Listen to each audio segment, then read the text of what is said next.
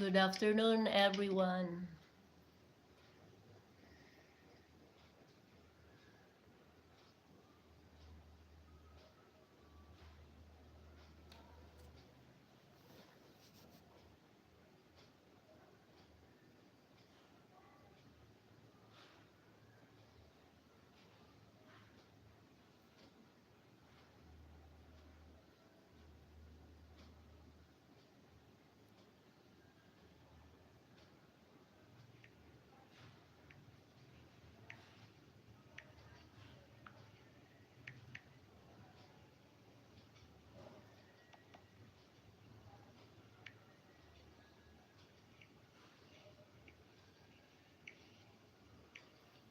Hello po.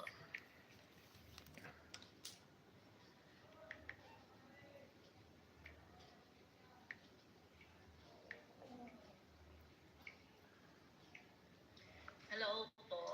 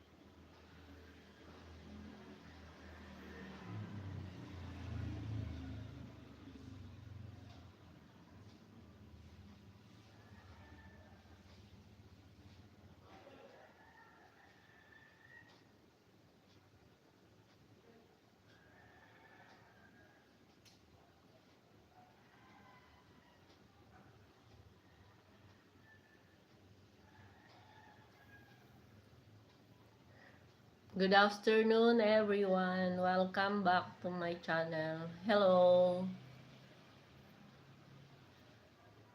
Kumusta po? How are you? Good afternoon.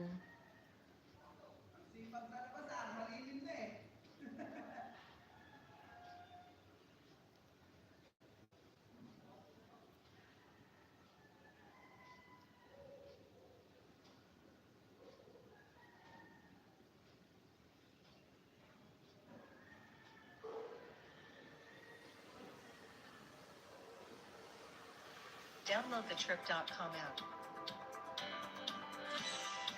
Save on your first booking. Claim now. Millions na ang nagtiwala kay Wonhai. Isa ka din ba sa kanila?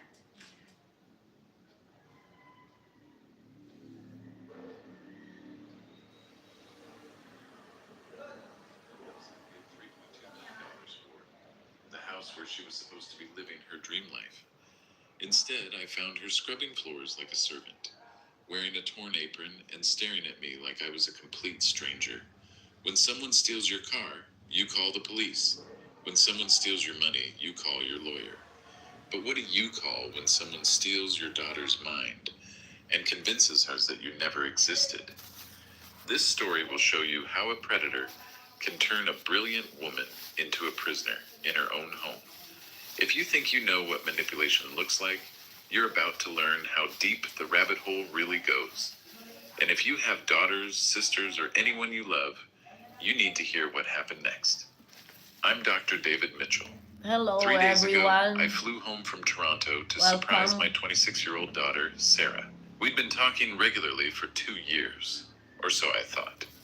She had a master's degree in psychology, a job helping trauma survivors, and a beautiful house in Palo Alto that I'd bought as her graduation gift. But when I rang the doorbell at 1247 Maple Street, the woman who answered wasn't my daughter anymore. "Can I help you?" she asked politely, Good like I was afternoon, delivering a package. everyone. "Sarah, it's me. It's Dad." She tilted her head, confused. "Dad, I don't have a father. You must have the wrong house." Before I could anymore. "Can I help you?" she Good asked af- politely, Good like I was afternoon, delivering a package. everyone. "Sarah, it's me. It's Dad." She tilted her head, confused. "Dad, I don't have a father. You must have the wrong house." Before I could anymore. "Can I help you?" she asked politely, like I was delivering a package. "Sarah, it's me. It's Dad." She tilted her head, confused. Thank you for coming. Salamat po sa pagbisita. Before I could anymore. Salamat po sa pagbisita. Sarah, it's me. A man appeared behind her. "Is there a problem here?" "This man says he's my father," Sarah told him. The man looked at me. Magandang hapon po sa inyong lahat. Welcome po. "He's my father," Sarah told him. The man looked at me. Magandang hapon po sa inyong lahat. Pwede Welcome pong magbakas Sarah told him. The man looked para mabalikan ko po kayo. Salamat po sa pagbisita. Excuse me.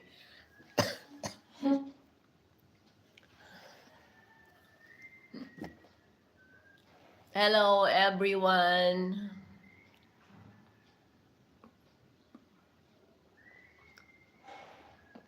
Salamat po sa pagbisita.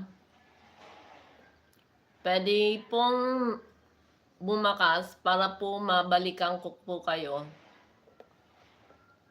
Maraming salamat po.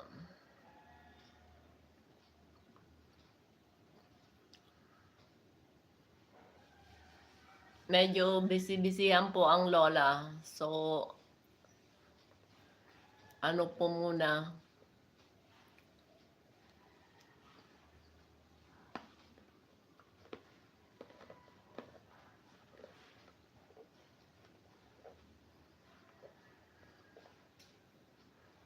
Hello po sa good afternoon, Joseph.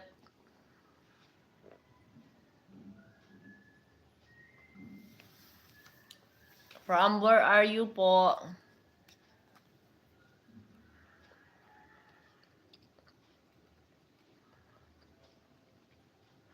Taga saan po kayo, Sir Joseph? From where are you?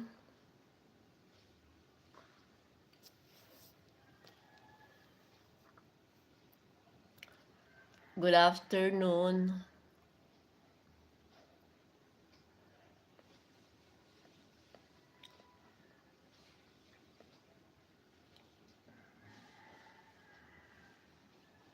Joseph Banilad.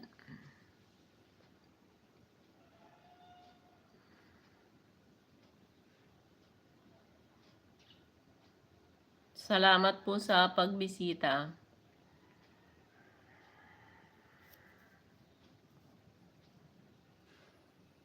Hello.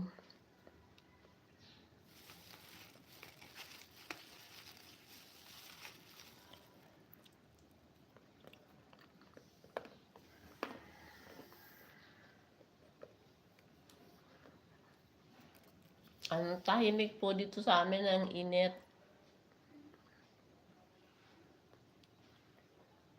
Opo,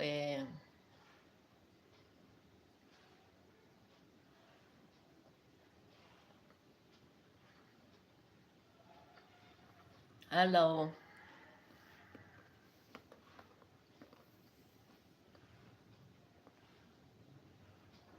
Hi, Kyrie. Kyrie. Salamat po sa pagbisita.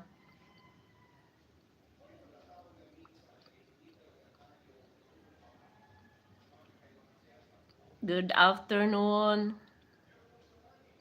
Taga saan po kayo? Miss Kyrie.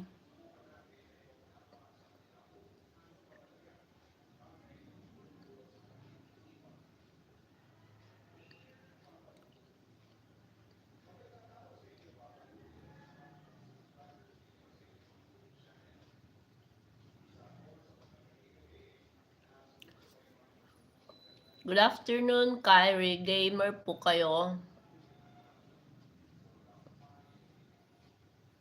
Salamat sa pagbisita.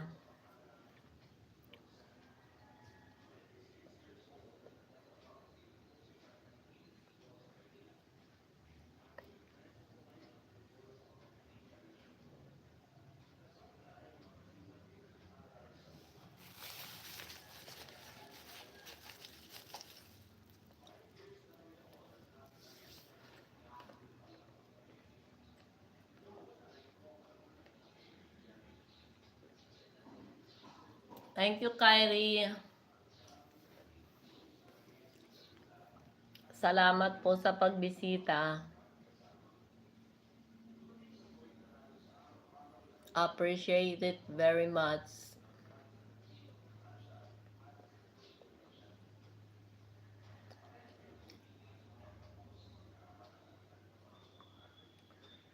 Salamat, Sis Iris. Nag-end ka na ba? Salamat sa pagbisita kasi simula ko lang Salamat sa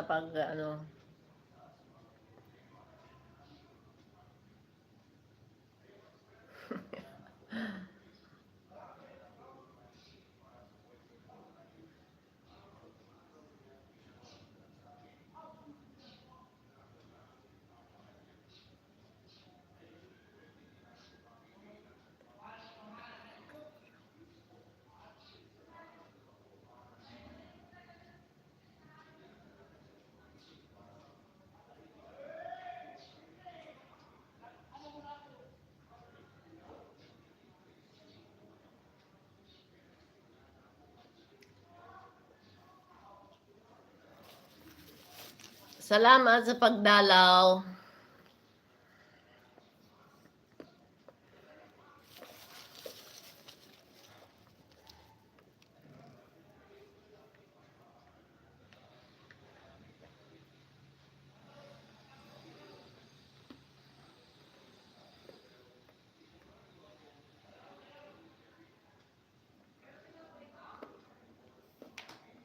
Okay lang, salamat sa pagdalaw. Ganyan din ako.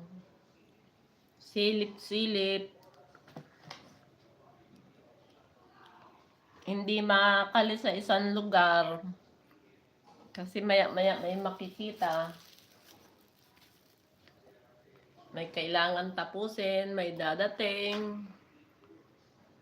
Maya-maya may kakatok.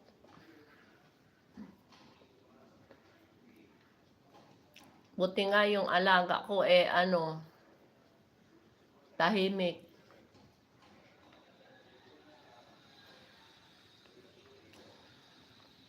Oo, meron na, pero, hmm, konti na lang ako sa ano, sa 4K. Medyo nagmadali nga, parang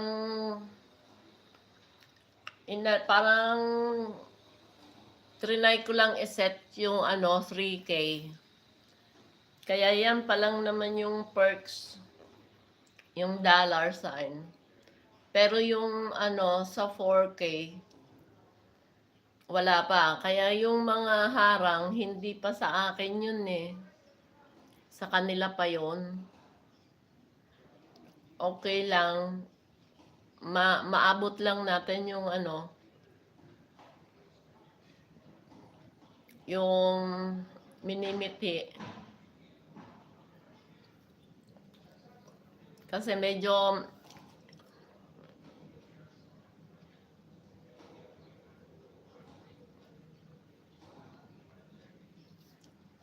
ay, oo nga pala. Meron na din ako nun.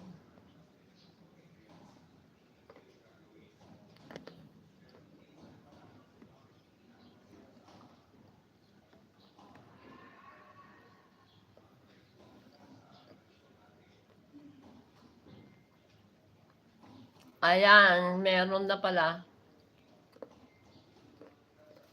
May corona na rin.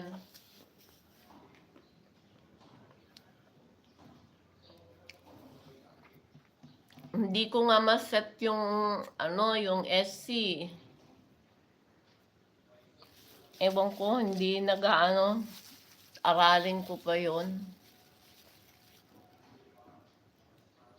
Medyo mahirap. Maghugas ka na para ano, marami pang magawa.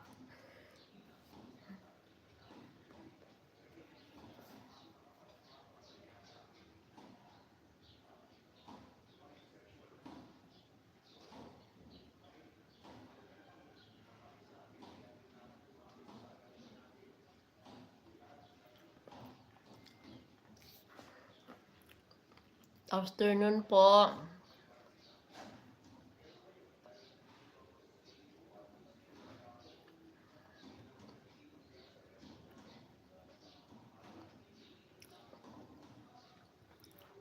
Ayan, meron ng jacket. Naka-live ka pa ba?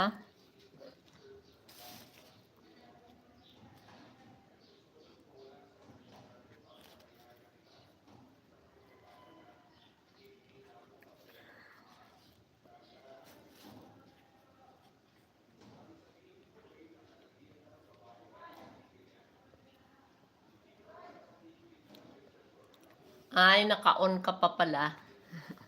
Sige, salamat.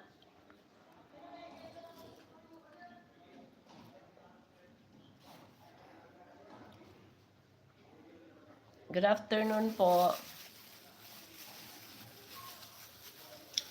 Silip-silip.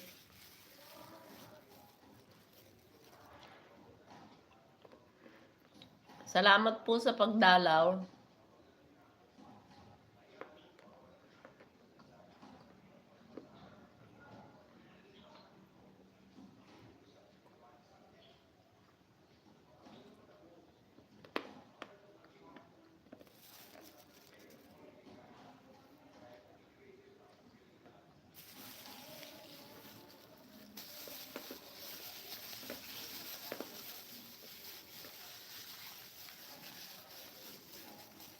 Thank you po sa mga dumalaw. Maraming salamat po. Pwede pong magbakas para mabalikan ko po.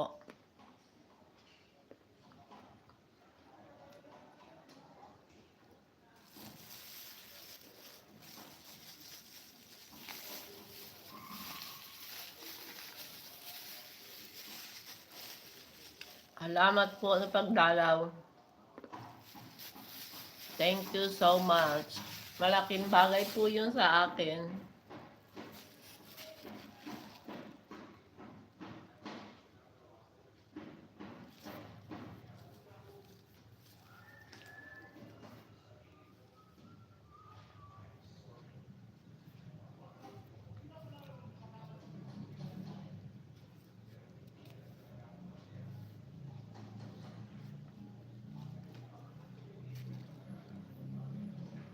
Salamat po sa pagdalaw. Appreciate po ng husto.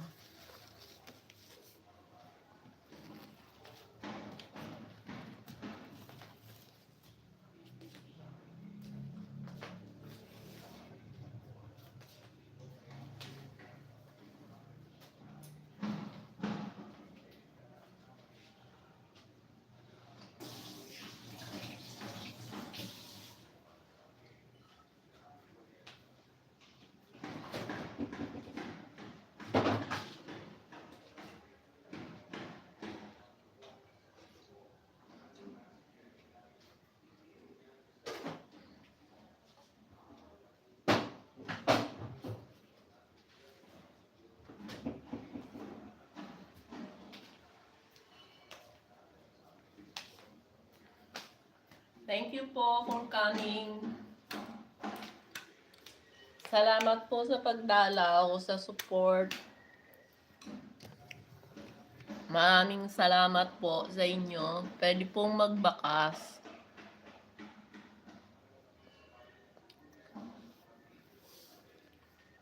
Para po mabalikan ko po.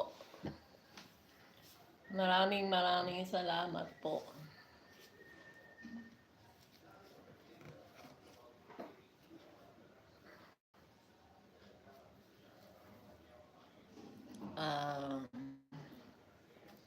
Ano kaya ang pwedeng i-topic natin?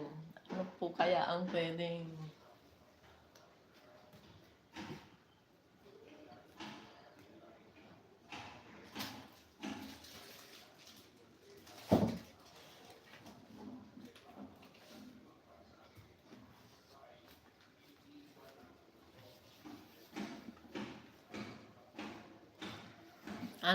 Ano kaya yung pwedeng gawin natin? Pwede tayong magbasa, guys. In the beginning of this civilization.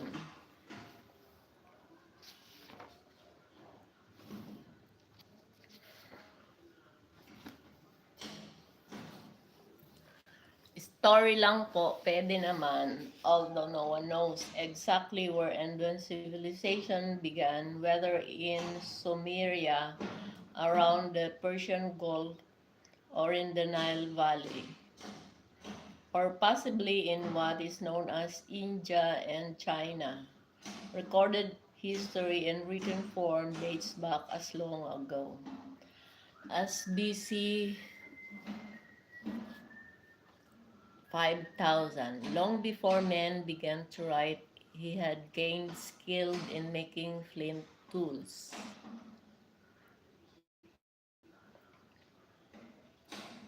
An Neolithic age doubtless foreshadows in his ability to make implements out of bones. No one knows when writing began. It certainly was long before any of the fragmentary inscriptions so far discovered. The vast collections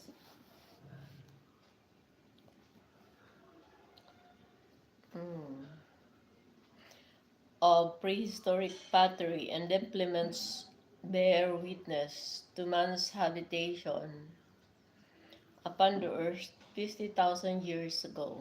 Beyond that time lies the wholly unrevealed mystery of his existence. Salamat po sa pagbisita. Thank you. Pwede po pa. Salamat po. Because the valley of the Nile has revealed a much longer written record of men, it is now convenient to begin the study of historic men. As an inhabitant of the narrow strip of land along the northern banks of the Nile River, but exact dates are impossible. Archaeologists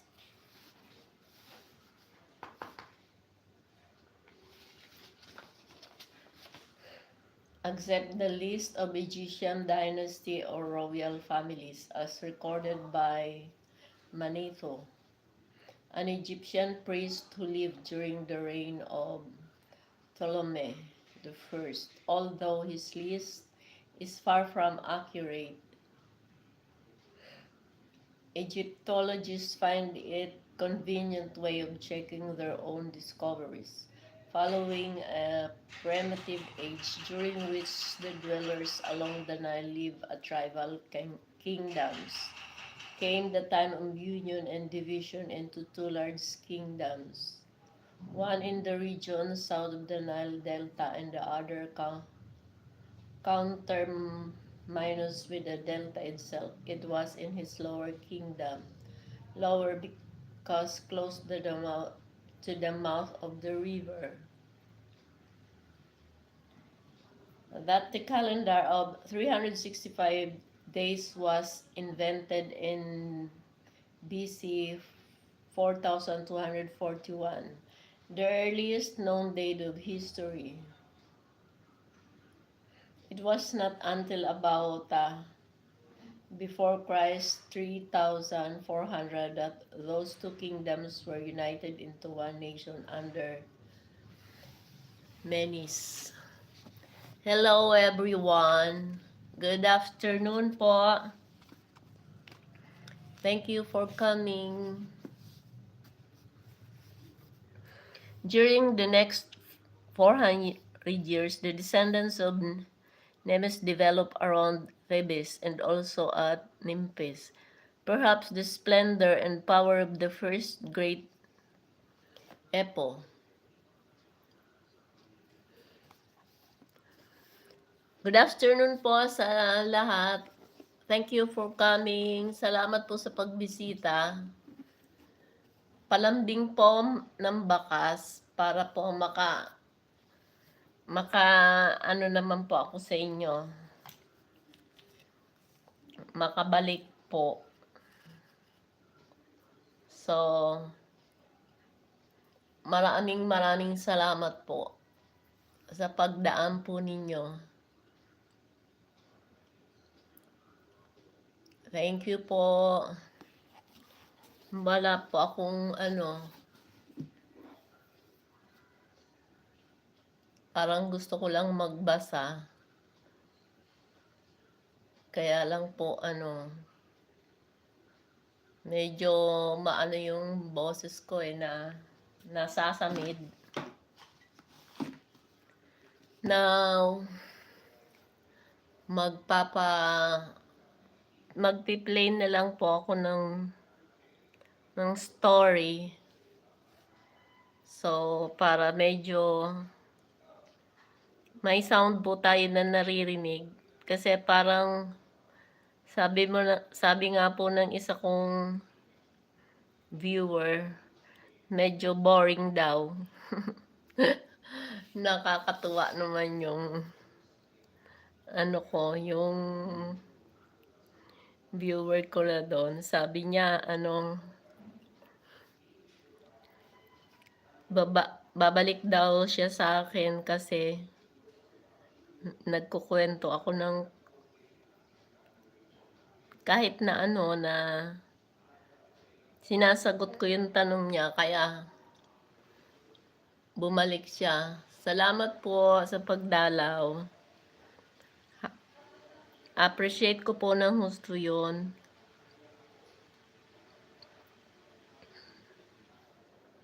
Maraming salamat po.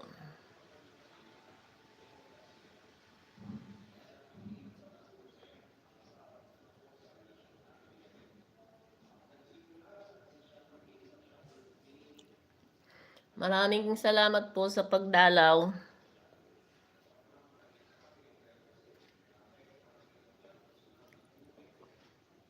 Pwede po magbakas para maiwan ko po, mabalikan ko po kayo. Maraming salamat po.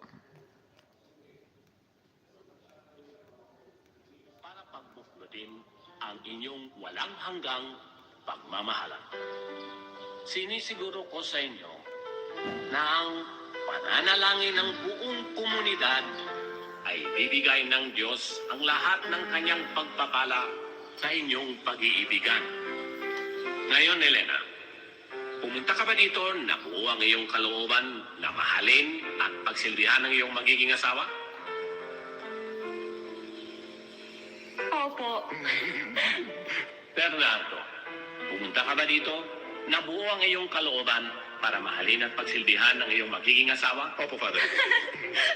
Handa na ba kayong dalawa na palakihin ang iyong mga magiging anak bilang mabuting Kristiyano? Opo. Opo, Father. Ngayon, ipagsama niyo ang inyong mga kamay. Elena, tinatanggap mo ba na magiging asawa mo si Bernardo? Opo, Father.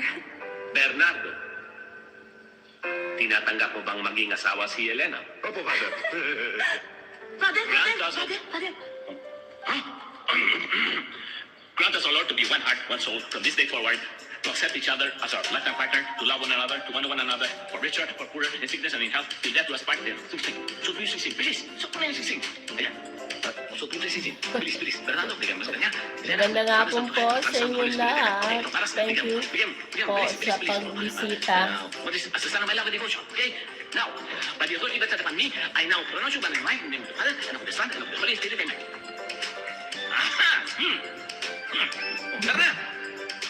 Oh, bilis! Thank you everyone. God bless you. Tara!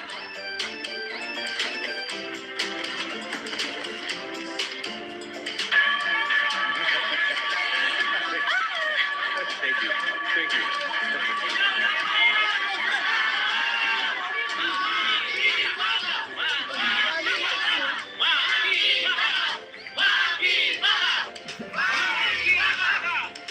Salamat po sa pagbisita. Nasa na siya? Huwag mo na asawa yung Magandang asawa hapon mo. po sa Pagbihira inyo naman lahat. yung asawa mo eh. Halika na. Wala ka, Bernie, ha? Ano na tagal-tagal mo? Ano? Isasakay mo anak ko yan? Nasisiguro mo ba na aabot ang karag-karag na taxi na yan sa ospital, ha? Hindi. Dito siya sasakay sa akin at bahala ka na sa sarili mo. Kudya ka kasi palagi ka na lang huli. Imperialismo! Iwakso! Wala ka na kapitalismo! Bakit? Ano nangyayari? Ma'am, may rally ho.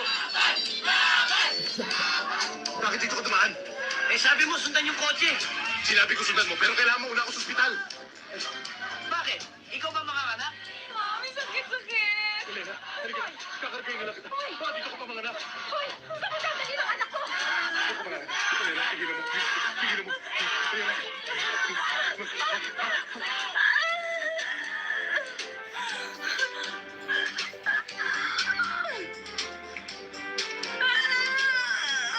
Ayan, lumabas na. Father, Son, the Holy Spirit. Palakpakan po natin ang bagong Kristiyano. Akin na nga yung bata. Pinaiiyak mo naman eh. Lipa. Ina-arresto ka namin. Bakit? Anong kasalanan ko? Dahil tinulungan ng mga demonstrador. Ha? Higa. Teka muna, sandali. Bakit? Kasama ka sa nagdedemo? Magkita na lang tayo sa Fort Bonifacio. Ha?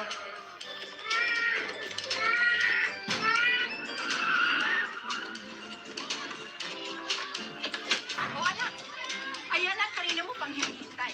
Ayan ang magaling mong asawa. Ba't ngayon ka lang? Kung kailan naman patapos yung party, tsaka ka dumating. Eh, hinintay ko pa yung Magandang Eh, ano hapon pang inaasahan mo po sa asawa mo? Eh, lagi sa atrasado yan. bumisita. Maraming salamat Andiyan po na nga sa yung inyo. tatay. Sandali lang. Eto na kami. Pa, kanina pa kayo? Oo. Eh, ikaw, bakit ngayon ka lang? Oo nga anak, nakakaya tuloy kay Balae. Happy birthday to you. Happy birthday to you. Happy birthday. Doon ka na. Asikasuhin mo mga bisita mo na. Pa, may na kayo. Sige. Birthday to you. Yay! Okay, Carlo, blow the candle. Excuse me.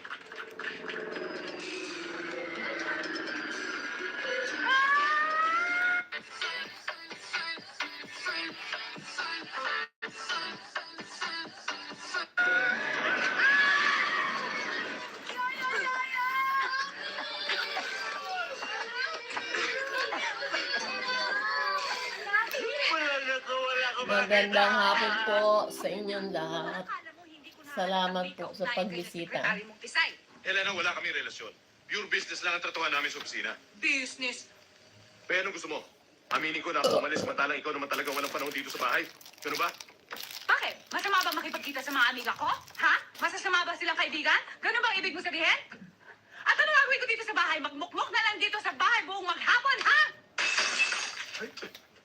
Helena, mahal yung Grace! Naku, tinamaan si ma'am. Hindi si Sir. Hindi tinamaan si ma'am. Si Sir. At ikaw, tama ba yung magdamag ka halos nasa trabaho? Ha? Helena, I'm attending to a business. Alam mo yan, hindi ko pwedeng iwanan ang negosyo natin. Bakit? Iniisip mo ba na meron ako ibang inaasikaso bukod doon? Okay ka mo, galing na sa bibig mo, meron ka iniisip na iba. Hindi naman ang sinabi si Ma'am Sir, oh. Helena, mga gamit ha? Dahil sa akin ang negosyo! Ako na lang palagi ang mali. Wala ka nang nakitang tama kundi ang sarili mo. Helena, wala akong sinasabing ganun ha? Bakit ba ang hirap mong umintindi? Huwag mo akong gawing bobo. Hindi ako bulag, hindi ako taas, at lalong hindi ako bingi.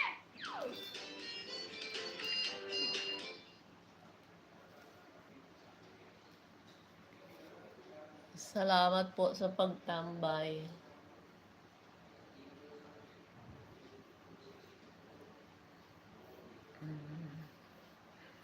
Hindi po maganda yung yung movie, may bad words.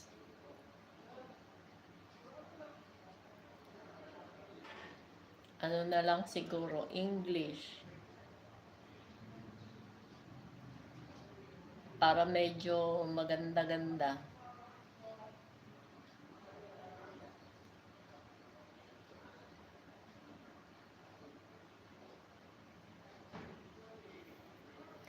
Good afternoon po sa pagbisita.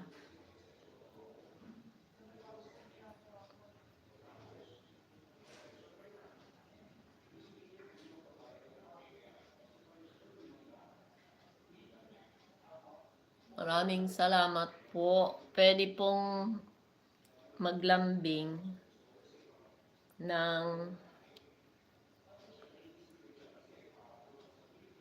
bakas para po mabalikan ko. Salamat po sa pagbisita.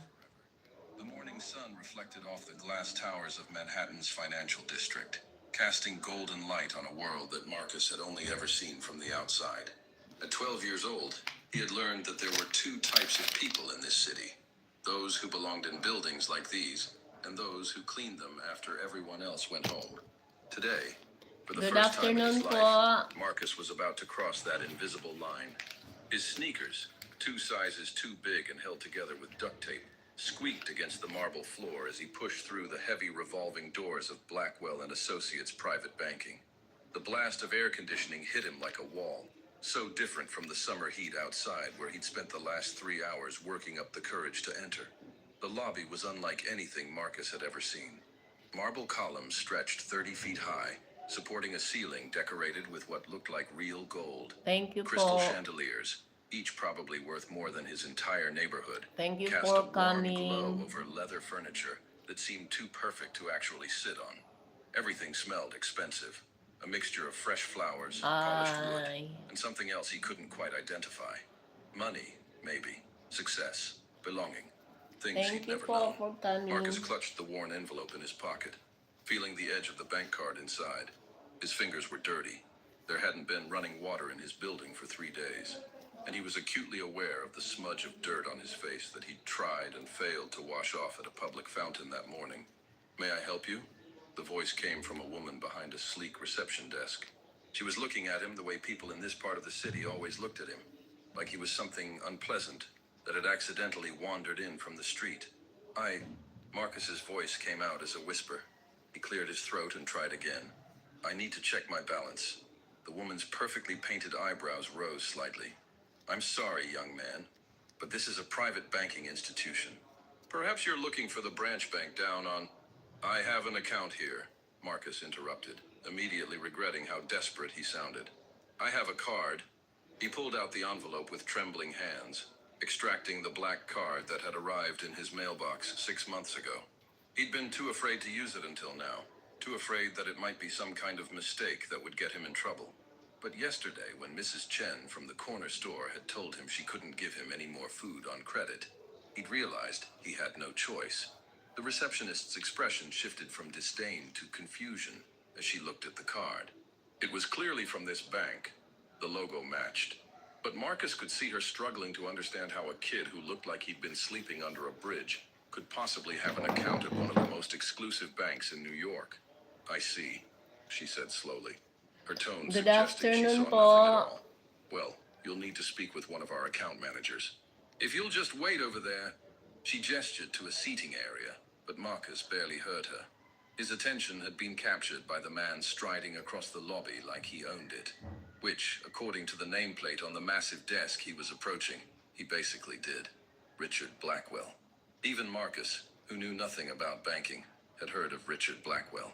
His face was on billboards across the city, always with that same confident smile that said he'd never known a moment of doubt or hardship in his entire life.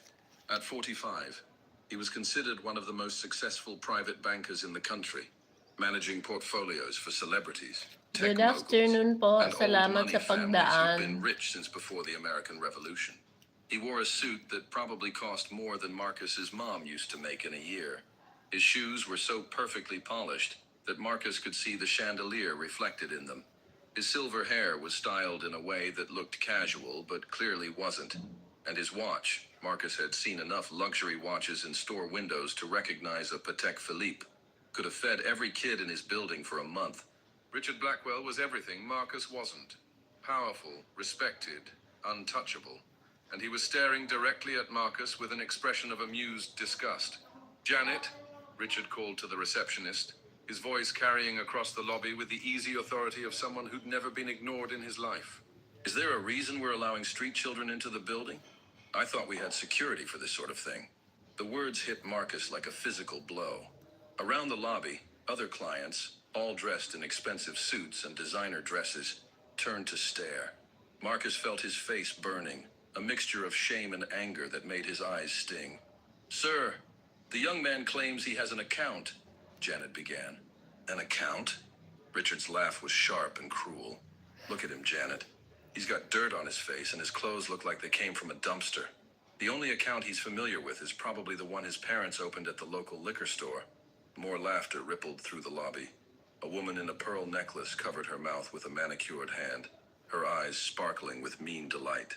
A man in a three-piece suit shook his head, muttering something to his companion about the neighborhood going downhill. Marcus wanted to run. Every instinct screamed at him to turn around, push back through those revolving doors, and never come back. He'd been stupid to think he could belong here even for 5 minutes. He'd been stupid to think a card in an envelope could change anything about who he was or where he came from. But then he thought about Mrs. Chen's apologetic face. He thought about the eviction notice on his door. He thought about his little sister, Emma, who'd asked him that morning if they'd have dinner tonight, and the way his stomach had twisted when he'd had to tell her he didn't know.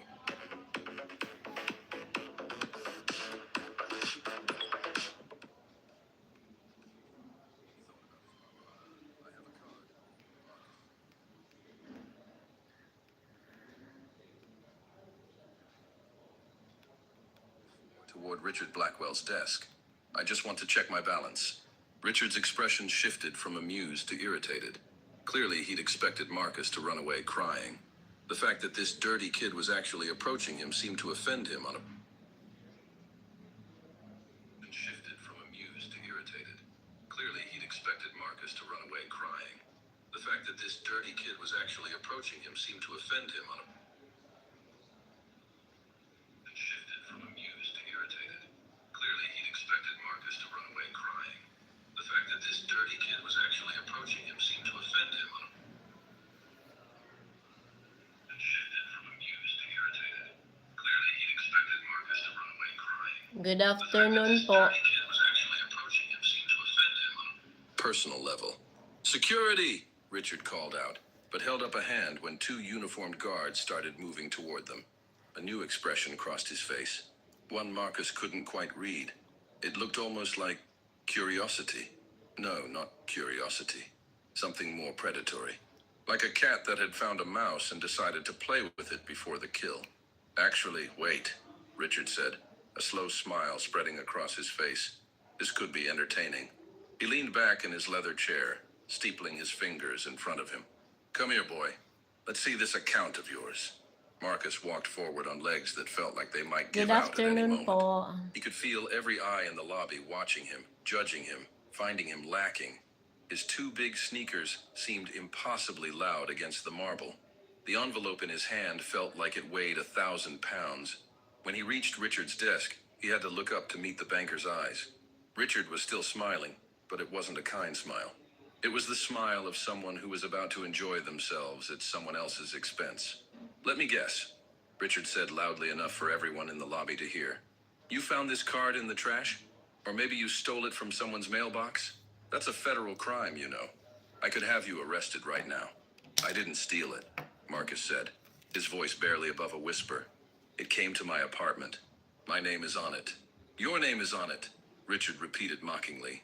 And what might that name be? Should I be expecting a trust fund baby hiding under all that dirt? Marcus, he said. Marcus Chen. Richard's fingers flew across his keyboard, his expression one of exaggerated patience, like a parent humoring a child's ridiculous story.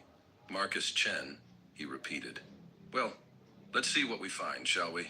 I'm sure this will be fascinating. The typing seemed to go on forever. Marcus could hear his own heartbeat pounding in his ears. Around the lobby, people had Good stopped even afternoon pretending to po. mind their own Salamat business. po They sa were all watching, pagbisita. waiting to see this poor kid get exposed as a thief or a liar or whatever Richard Blackwell decided he was. Marcus's hand went to his pocket, touching the only other thing he always carried, a small, worn photograph of his mother. She was smiling in the picture, Good back before afternoon she got po. sick, back when she still believed that working 3 jobs might somehow be enough to build a better life for her kids. She'd been wrong about that.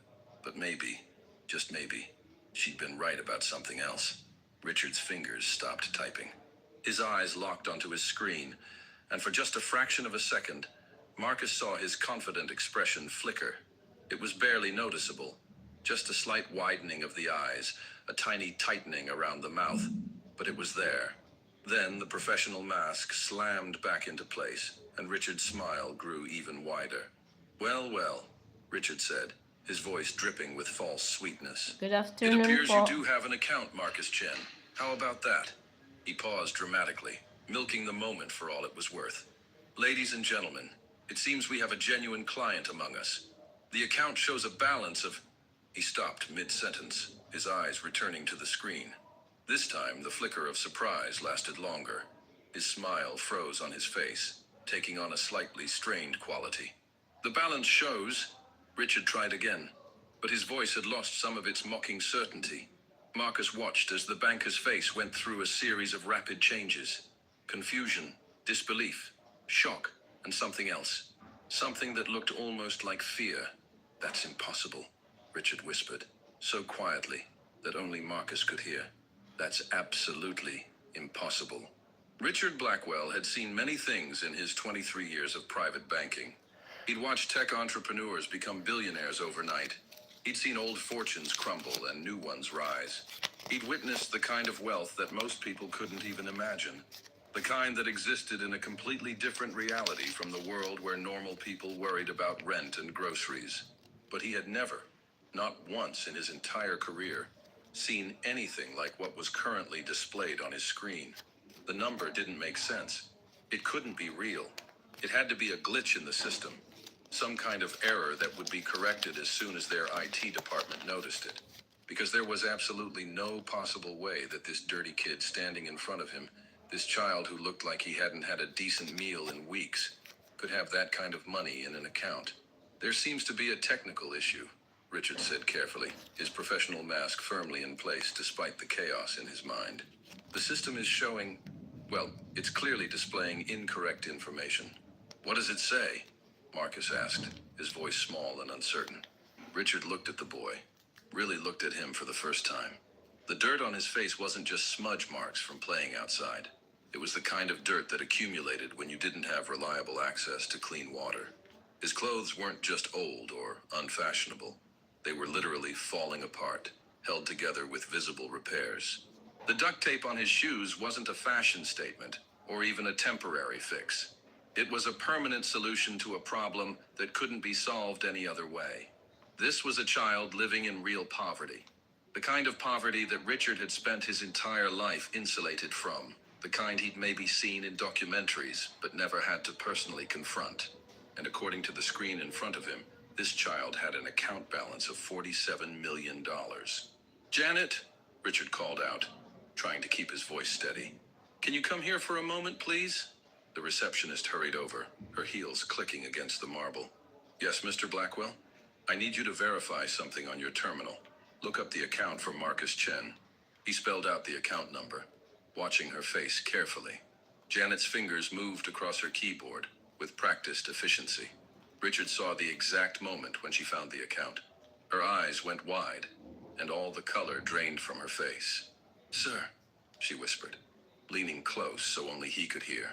The balance shows? I know what it shows. Richard cut her off. The question is whether you're seeing the same thing I'm seeing, or if this is isolated to my terminal. It's the same, Janet confirmed, her voice shaking slightly. $47.3 million. Last deposit was 6 months ago. No withdrawals. No activity of any kind since the account was opened. Richard's mind was racing. This had to be some kind of money laundering operation. Or maybe the account belonged to the kid's parents, and they were criminals who'd set up the account in their son's name to hide assets. That had to be it. There was no other logical explanation. Marcus, Richard said, his tone shifting to something more serious. I need you to be very honest with me. Where did you get this card? It came in the mail, Marcus said. 6 months ago. There was a letter with it. A letter from whom? From my mom. Marcus's voice cracked slightly on the last word. Before she died, the lobby, which had been buzzing with curious whispers, fell suddenly silent. Richard felt something uncomfortable twist in his chest, something that might have been shame, though he quickly pushed it away. I see, Richard said carefully. And your mother was a cleaning lady, Marcus said, lifting his chin slightly in defiance of the shame that Richard was clearly expecting him to feel. She worked 3 jobs, sometimes 4. She cleaned offices at night, worked at a laundromat during the day, and did whatever else she could find. That made even less sense. A cleaning lady with $47 million. Unless... Marcus, is it possible your mother was involved in something illegal? Richard asked, trying to sound diplomatic rather than accusatory. Sometimes people in difficult financial situations make choices that... My mom wasn't a criminal, Marcus said sharply, with more force than he'd shown since entering the building. She was the best person I ever knew. She worked herself to death trying to give me and my sister a better life. Richard noticed the other clients in the lobby shifting uncomfortably. The woman with the pearl necklace who'd been laughing earlier was now staring at her shoes. The man in the 3-piece suit had turned away, suddenly very interested in his phone. Of course, Richard said smoothly. I didn't mean to suggest, look, why don't we move this conversation to somewhere more private? Janet, can you escort Mr. Chen to conference room B? Actually, a new voice cut in. I'll take it from here. Richard looked up to see James Morrison, one of the bank's senior account managers, striding across the lobby. James was 63, had been with the bank for over 30 years, and had a reputation for being both extremely competent and completely unimpressed by Richard's usual theatrics. James, I'm handling this, Richard said, trying to inject authority into his voice. No, Richard, you're making a scene, James replied calmly, and you're about to make a very serious mistake. He turned to Marcus with an expression that was actually kind, the first kind expression the boy had seen since entering the building. Hello, Marcus. My name is James Morrison. Would you mind coming with me? We can sort all of this out in a more comfortable setting. Marcus looked between the 2 men, clearly unsure who to trust. Finally, he nodded. As James led Marcus toward the elevators, Richard felt his control of the situation slipping away. He stood up quickly. James, I really think I should be present for... You've done enough, James said without looking back. Stay here and attend to your other clients. I'll handle this. Richard watched helplessly as James and Marcus disappeared into the elevator. Around him, the lobby was still silent. Everyone had witnessed his humiliation of a 12-year-old boy. A 12-year-old boy who apparently had more money than most of Richard's regular clients. He sat back down at his desk, trying to regain his composure, but he could feel the stares, could sense the judgment. For the first time in years, Richard Blackwell felt something he thought he'd left behind in his childhood: shame. Upstairs, in a comfortable conference room with soft lighting and furniture that actually looked inviting, James Morrison was making Marcus feel something he hadn't felt since entering the bank: safe. First things first, James said, pouring Marcus a glass of water from a pitcher on the table. Are you hungry? I can have someone bring up some food. Marcus's stomach growled audibly, answering the question. He nodded, embarrassed. James picked up the phone and ordered sandwiches, fruit, and cookies. Enough for 3 people, he specified, even though there were only 2 of them in the room. When he hung up, he settled into the chair across from Marcus with a gentle smile. Better? He asked. Why are you being nice to me? Marcus asked suspiciously. Everyone else here looks at me like I'm trash. Because unlike Richard Blackwell, I actually remember what it's like to have nothing, James said simply. I grew up in the Bronx in the 60s. My father was a bus driver. My mother cleaned houses. I was the first person in my family to go to college, and I only managed that because of scholarships and working 3 jobs. Marcus studied James's face, looking for signs of deception, but the older man's eyes were sincere. Now, James said, pulling out a tablet, let's talk about your account. I've pulled up the file, and I have to say it's quite remarkable. The account was opened 6 months ago by your mother, correct? I think so, Marcus said. She never told me about it. I just got the card and a letter in the mail after she... He couldn't finish the sentence. May I see the letter? James asked gently. Marcus pulled a folded piece of paper from his pocket. It had been read and reread so many times that the creases were beginning to tear. He handed it to James with trembling fingers. James unfolded the letter carefully and began to read. As his eyes moved across the page, his expression shifted from professional curiosity to deep emotion. When he finished, he had to clear his throat before speaking. Marcus, he said softly, your mother was an extraordinary woman. Can you tell me what the money is? Marcus asked. I don't understand where it came from. We never had money. We could barely pay rent. Mom worked all the time, but we were always broke. James looked at the account details on his tablet, then back at the letter, then at Marcus.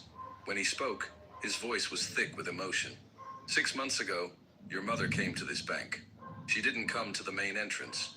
She used the service entrance because she was here working as part of a cleaning crew. But she managed to get an appointment with one of our newer account managers, someone who was willing to listen to her story. What story? Marcus leaned forward. Your mother had been saving money for years. Every single extra dollar she made went into a shoebox under her bed. She told our account manager that she knew she was sick, that the doctors had told her she didn't have much time, and she wanted to make sure you and your sister would be taken care of. Marcus felt tears starting to form in his eyes. But we were so poor. How could she have saved that much? She didn't, James said gently. The money in your account isn't from savings, Marcus. It's from a life insurance policy. Life insurance? Marcus's voice was barely a whisper. James nodded. Your mother had been paying into a life insurance policy for over 10 years. Small payments, probably $20 or $30 a month, that she somehow found the money for even when you didn't have enough for food. The policy had a value of $50 million. The number was so large that Marcus couldn't even process it. $50 million. It wasn't real. It couldn't be real. But there's more, James continued. Your mother was very specific about how she wanted the money managed. She set up a trust with very particular conditions. The money is yours, but it's protected. You can't access the full amount until you're 25 years old. Until then, you have access to a monthly allowance that's more than enough to cover all your expenses. Housing, food, education, everything you and your sister need. Marcus stared at James, unable to speak. His mother who'd worked herself to death, who'd worn the same 3 outfits for 5 years, who'd sometimes gone without eating so he and Emma could have dinner, had somehow managed to leave them millions of dollars. Why didn't she tell me? Marcus finally managed to ask. According to her letter, James said, touching the worn paper gently, she didn't want you to know she was dying. She didn't want your lost memories of her to be filled with grief and fear. She wanted you to remember her as strong, as capable of taking care of you, even after she was gone. A knock at the door interrupted them. A young woman entered with a tray of food. She set it down on the table, gave Marcus a kind smile, and left. Eat, James encouraged.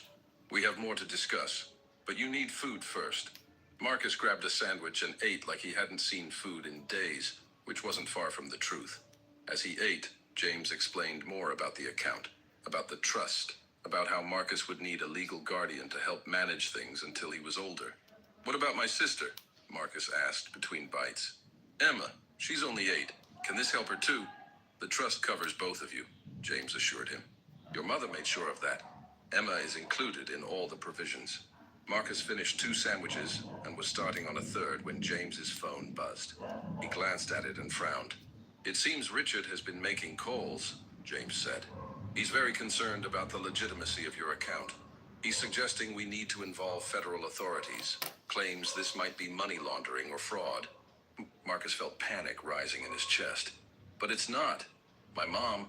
I know, James said firmly. And I have all the documentation to prove it. The insurance company, the trust documents, everything is completely legitimate and legal. Richard is Richard is having a difficult time accepting that he was wrong. He hates me, Marcus said quietly. He doesn't hate you, James corrected. He hates being made to look foolish. There's a difference.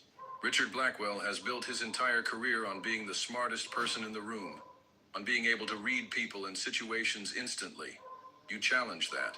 You walked into his bank looking like someone he could dismiss, someone he could mock for the entertainment of his wealthy clients. And you turned out to be one of the richest clients in the building. I'm not rich, Marcus protested. I'm just me. You're a 12-year-old boy with a $47 million trust fund, James said with a gentle smile. That makes you very rich, whether you feel like it or not.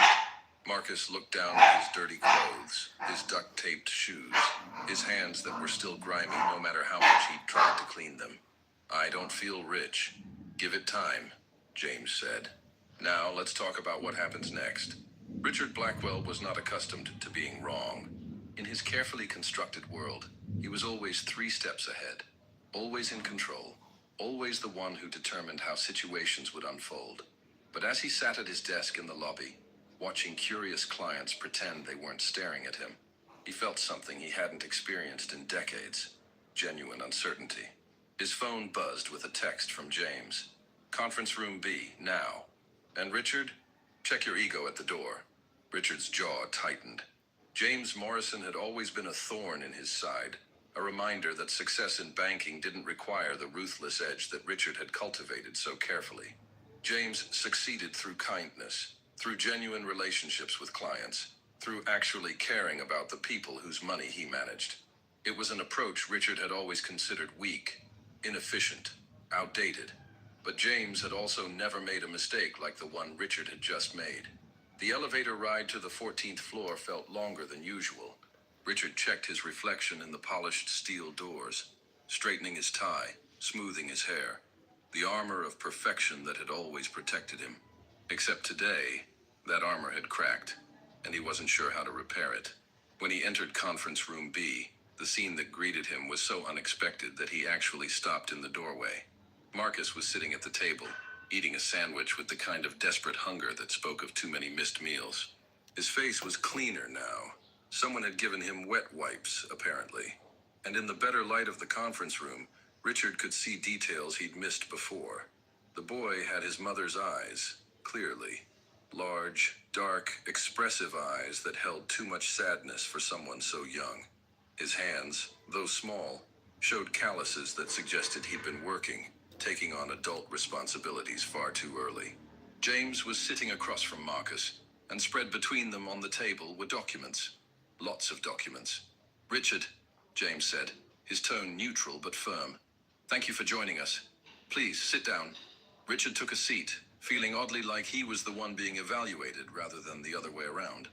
Marcus glanced at him, then quickly looked away, focusing intently on his sandwich.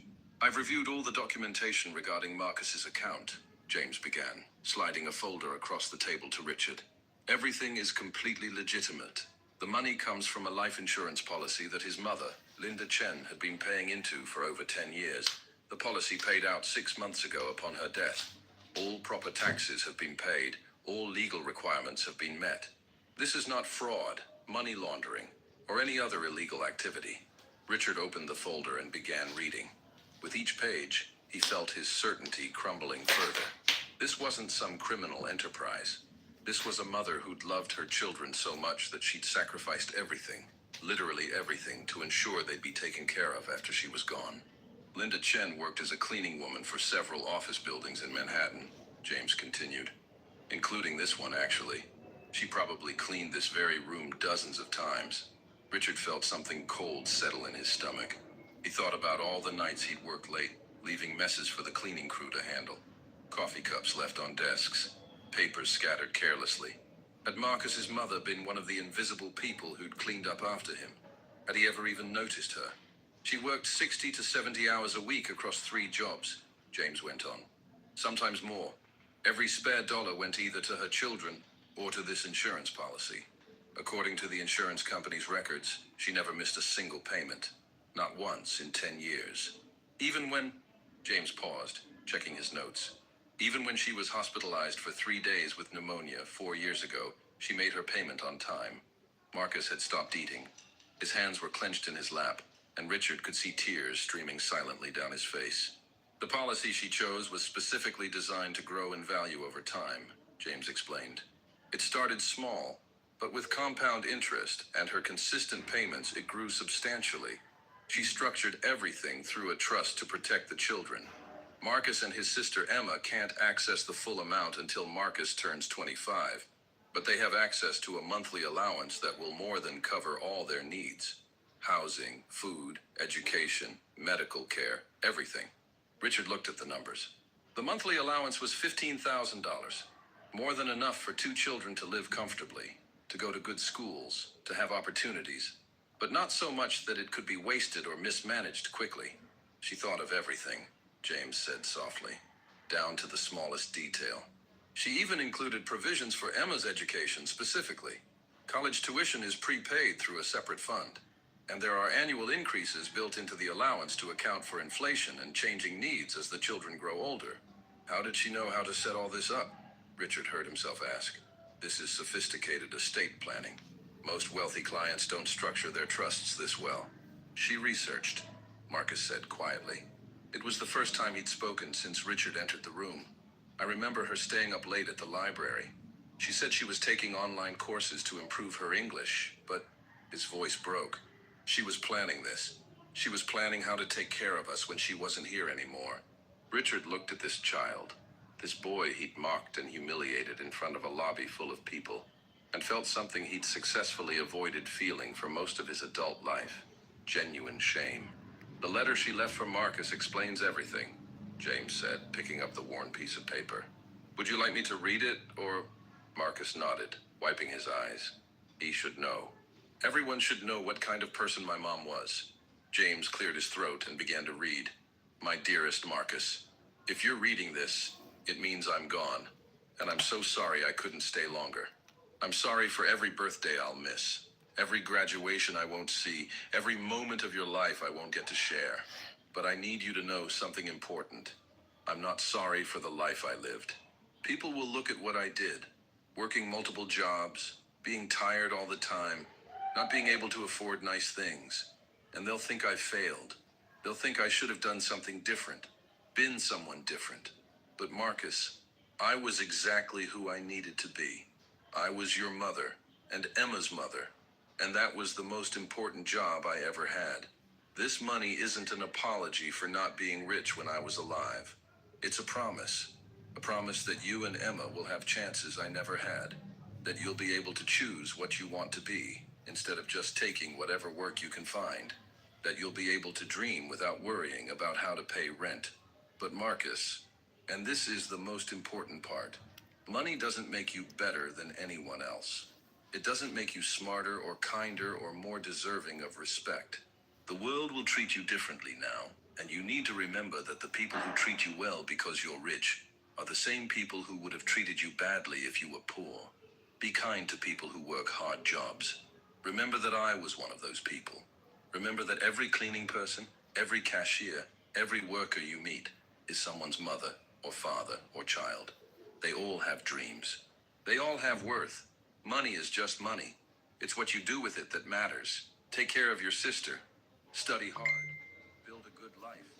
And most important, be happy. That's all I ever wanted for you. To be happy. I love you more than all the stars in the sky, more than all the words in all the books ever written. Forever your mother, Linda Chen. The silence that followed was profound. James carefully refolded the letter and handed it back to Marcus, who clutched it like it was the most precious thing in the world, which, Richard realized, it was. I'm sorry, Richard heard himself say. The words felt foreign in his mouth, unpracticed. Marcus, I'm genuinely sorry for how I treated you downstairs. Marcus looked at him with those two old eyes. Are you sorry because you were wrong about the money? Or are you sorry because you were mean to a kid who didn't deserve it? The question cut straight to the heart of the matter. Richard wanted to say he was sorry for the right reasons, but the honest answer was more complicated. He was sorry because he'd been exposed as wrong in front of his clients. He was sorry because this would damage his reputation. He was sorry because it was uncomfortable to confront his own cruelty. But looking at Marcus now, really seeing him for the first time, Richard felt something else stirring. A small voice that remembered being young, remembered his own mother, who'd worked 2 jobs to keep food on the table before his father's business finally took off. A voice he'd been ignoring for so long that he'd almost forgotten it existed. Both, Richard admitted. I'm sorry for both reasons, and I know that's not good enough, but it's the truth. Marcus studied him for a long moment, then nodded slowly. It wasn't forgiveness. Richard didn't expect forgiveness, but it was acknowledgement. So what happens now? Marcus asked, looking between the 2 men. Now, James said, we set you up properly. You'll need a legal guardian until you're 18. Do you have any family? Marcus shook his head. Just Emma. Our mom was an only child, and our dad, he trailed off. We don't have anyone. Then we'll work with social services to ensure you and Emma have proper care, James said. But the trust provides funding for guardian compensation, so we should be able to find someone good. Someone your mother would have approved of. We'll also need to move you out of your current housing situation immediately, Richard found himself saying. Both Marcus and James looked at him in surprise. What? The boy is one of our most valuable clients. We have a responsibility to ensure his well-being. It wasn't entirely altruistic. Richard was already thinking about how this story could be spun, how a redemption arc might actually benefit his reputation. But it wasn't entirely selfish either. For the first time in a very long time, Richard Blackwell was considering someone else's needs before his own. There's a residential building 2 blocks from here, Richard continued. Luxury apartments, full security, excellent schools nearby. The bank owns several units. I can have one prepared for Marcus and his sister within 48 hours. That's actually very generous, James said, clearly suspicious of Richard's motives, but unable to deny that it was a good solution. Marcus looked overwhelmed. I can't. That's too much. I just needed to check my balance so I could buy groceries. Marcus, Richard said, and for once his voice held no condescension, no mockery, just simple honesty. Your life just changed completely. The money your mother left you means you never have to worry about groceries again. You never have to worry about rent or utilities or any of the things that kept you up at night. Your mother made sure of that. But I don't know how to be rich, Marcus whispered. I don't know how to live like that. Then you'll learn, James said gently. One day at a time, and we'll help you. The afternoon sun was setting over the Bronx when Marcus and Richard arrived at the building Marcus had called home for the past 3 years. Richard's luxury sedan looked absurdly out of place on this street, like a spaceship that had accidentally landed in the wrong dimension. Richard had insisted on accompanying Marcus to collect his sister and their belongings. James had suggested sending a professional moving service, but Richard had surprised both of them by volunteering to go personally. The boy shouldn't have to face this alone, he'd said, though he suspected his real motivation was more complicated than simple kindness. Now, sitting in his car and looking at the building, Richard felt his carefully constructed worldview continuing to crumble. The building was 5 stories of crumbling brick and broken windows. Fire escapes hung precariously from the facade, rust eating through the metal supports. Trash bags were piled on the sidewalk, torn open by rats or stray dogs. Graffiti covered every available surface, some of it artistic, most of it just angry scrawls marking territory. "This is where you live?" Richard asked, then immediately regretted the question. Of course, this was where Marcus lived. Where else would a child whose mother worked 3 jobs be able to afford? "4th floor," Marcus said quietly. "The elevator hasn't worked in 2 years, so we have to take the stairs." They got out of the car, and Richard locked it 3 times, checking each door handle. A group of teenagers sitting on the front steps watched them with a mixture of curiosity and suspicion. Richard felt acutely aware of his expensive suit, his Rolex, the leather briefcase he was carrying. He might as well have painted a target on his back. But then Marcus nodded to the teenagers. "Hey, Carlos. Miguel." "Marcus." One of the boys jumped up, concern evident on his face. "Man, where you been? Emma's been crying all day. Mrs. Rodriguez has been watching her, but she keeps asking for you." "I'm sorry," Marcus said. "I had to take care of something important. I'm here now." The teenager's eyes shifted to Richard, taking in the expensive suit with obvious distrust. "Who's this?" "Someone who's helping me," Marcus said simply. "It's okay, Carlos. I promise." The interior of the building was worse than the exterior. The hallway was dark. Half the light fixtures were broken and smelled of mildew, cooking grease, and something else Richard couldn't identify, but that made his stomach turn. The walls were water-stained, the floor tiles cracked and missing in places. They climbed the stairs, passing other residents. An elderly woman carrying groceries, who Marcus helped, even though Richard could see the boy was exhausted. A young mother with a baby on her hip, and 2 toddlers clinging to her legs, who smiled wearily at Marcus. A man in a security guard uniform, heading out for the night shift. Each time, Marcus greeted them by name. Each time, they asked about Emma, about how he was managing. And each time, Richard felt smaller and smaller.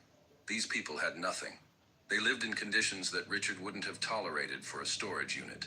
But they cared about each other in a way that Richard's wealthy clients never did. They were a community, looking out for one another because they understood that survival required solidarity. When they reached the 4th floor, Marcus stopped in front of a door with peeling paint. The number 4C hung crooked, held by a single screw. He pulled out a key, then paused. "It's not much," Marcus said, not looking at Richard. "I know what you're thinking, but it was home." "I'm not thinking anything," Richard lied. In truth, his mind was racing with thoughts, none of them flattering to himself. Marcus opened the door. The apartment was tiny, maybe 400 square feet total. There was a main room that served as living room, dining room, and kitchen all at once. 2 doors led off to what Richard assumed were bedrooms, though he suspected they were barely larger than closets. The furniture was old and worn, held together with determination and duct tape. But the apartment was clean, meticulously clean, and decorated with obvious love. Children's drawings covered the walls. A small bookshelf held well-worn paperbacks arranged by color. A vase of plastic flowers sat on a table, positioned to catch the afternoon light from the single window. "Marcus!" A little girl burst out of one of the bedrooms and threw herself at Marcus. She was 8 years old, small for her age, with the same dark eyes as her brother. Her clothes were clean but patched, her hair pulled back into braids that were starting to come loose. "Emma," Marcus said, hugging her tight. "I'm sorry I was gone so long. I'm so sorry." "Mrs. Rodriguez said you went to take care of grown-up stuff," Emma said, her voice muffled against Marcus's shoulder. "I was scared you weren't coming back." "I'll always come back," Marcus promised. "Always. But Emma, I have something important to tell you. Something about Mom." An older woman emerged from the other bedroom. Mrs. Rodriguez, Richard assumed.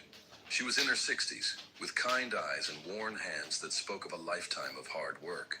"Marcus," she said with obvious relief. "Thank God. Emma's been so worried." Her eyes moved to Richard, instantly suspicious. "Who's your friend?"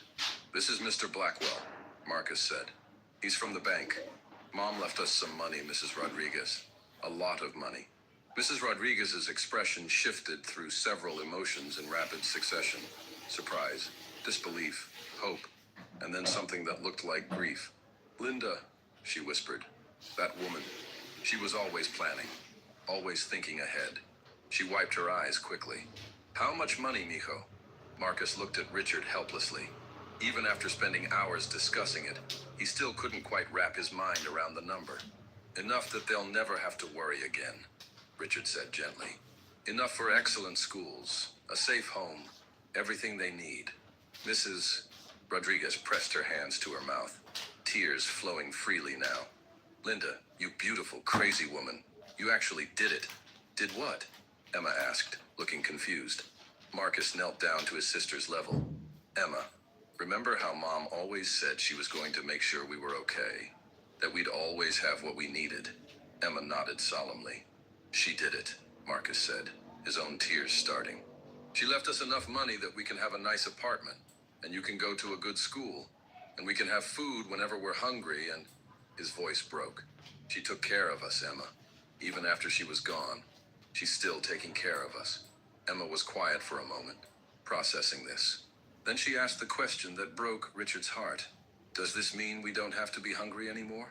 Richard turned away, unable to watch, unable to bear the weight of that simple question.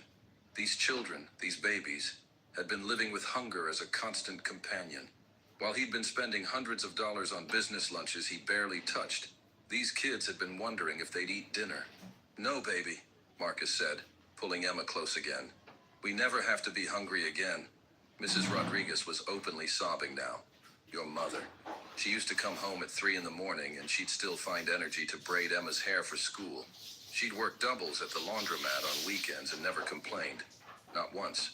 We all knew she was sick, but she kept working, kept smiling, kept telling us she was fine. She wasn't fine, Marcus said quietly. She was dying, and she knew it, but she didn't want us to know because she didn't want us to be scared. Richard finally turned back to face the room. She was protecting you, he said. Right to the very end, she was protecting you. Emma looked up at Richard for the first time, studying him with the directness that only children possess. Are you going to help my brother? Yes, Richard said, and meant it more than he'd meant anything in a long time. I'm going to help both of you. Okay, Emma said simply, with the easy trust of a child who'd been taught that most adults were good people trying their best. Can we bring Bunny? She held up a stuffed rabbit that had clearly seen better days. One ear was hanging by a thread. The fur was matted and thin, and Richard suspected it had been repaired dozens of times. We can bring everything you want, Marcus assured her. They spent the next hour packing. There wasn't much to pack. A few changes of clothes each, some books, Emma's stuffed animals, Marcus's school papers, and photographs of their mother. Everything they owned fit into 4 garbage bags and 1 small suitcase. Richard watched as Marcus carefully took down the drawings from the walls, as Emma collected her crayons and the notebook where she practiced writing her name. He watched as they said goodbye to Mrs. Rodriguez, who made them promise to call her, to visit, to never forget where they came from. You're good kids, Mrs. Rodriguez told them, hugging them both fiercely. Your mama raised you right. Don't let money change that. We won't, Marcus promised. As they carried the bags down the stairs, Richard insisted on taking the heaviest ones, despite Marcus's protests. Other residents came out to say goodbye, word having spread quickly about the children's good fortune. There was no jealousy in their faces, only genuine happiness. These people understood what it meant to struggle, and they were celebrating this rare victory. Carlos and his friends helped carry bags to the car. An elderly man gave Marcus $20 for emergencies, refusing to take it back even when Marcus tried to explain that he didn't need it anymore. A young woman gave Emma a chocolate bar for the road. This, Richard realized, was what community looked like, what caring for your neighbors actually meant. Not charity galas where wealthy people wrote checks to feel better about themselves, but real human connection, people taking care of each other because it was the right thing to do. When they were finally in the car, bags loaded, Richard started the engine but didn't immediately drive away. He looked at Marcus and Emma in the rearview mirror, these 2 children who'd lost everything but still had their dignity, their kindness, their fundamental decency. Thank you, Marcus said quietly, for coming with me, for not making me do this alone. Richard gripped the steering wheel tightly. Marcus, I need to say something, and I need you to really hear it. Both children looked at him attentively. What I did to you this morning at the bank, humiliating you, mocking you, treating you like you were nothing, was unforgivable. I've spent my entire career judging people based on their clothes, their addresses, their bank accounts. I've convinced myself that money equals worth, that success equals superiority. He turned to look at them directly. But your mother, who cleaned toilets for a living, who worked herself to death, who never had expensive clothes or fancy cars, she was worth more than 1,000 men like me. She understood something I'd forgotten, that the measure of a person isn't what they have, it's what they give. Mom always said that being kind doesn't cost anything, Emma offered shyly. Your mother was a wise woman, Richard said, and I'm going to try, really try, to be better. To be the kind of person who would have seen your mother's worth, who would have seen your worth, regardless of the numbers in your bank account. Marcus nodded slowly. That's all she would have wanted, for people to try to be better. Richard put the car in gear and pulled away from the curb. In the rearview mirror, he could see the residents of the building waving goodbye, see Mrs. Rodriguez wiping her eyes on her apron. As they drove toward Manhattan, toward the luxury apartment that would be Marcus and Emma's new home, Richard made himself a promise. He would help these children, yes, but more than that, he would let them help him remember what really mattered, help him become the kind of person who saw value in everyone, not just those who could afford his services. It was, he realized, the most important education he'd ever receive, and his teachers were 12 and 8 years old. 3 months had passed since that Friday morning when Marcus Chen had walked into Blackwell and Associates private banking with dirt on his face and fear in his heart. 3 months since Richard Blackwell's carefully constructed world had been shattered by a 12-year-old boy and a letter from a mother who'd loved her children more than life itself. The luxury apartment on Park Avenue had been transformed into something that actually felt like home. Emma's drawings now covered one entire wall. Richard had insisted on having them professionally framed, though Marcus had argued they were just crayon sketches. The furniture was still expensive, but Marcus had chosen pieces that were comfortable rather than impressive.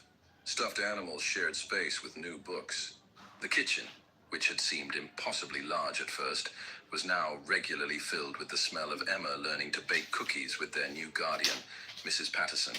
Mrs. Patterson was a retired school teacher in her late 50s who'd lost her own daughter to cancer 10 years earlier. When the social worker had introduced her to Marcus and Emma, she'd looked at them with the same fierce protectiveness that Linda Chen had once shown.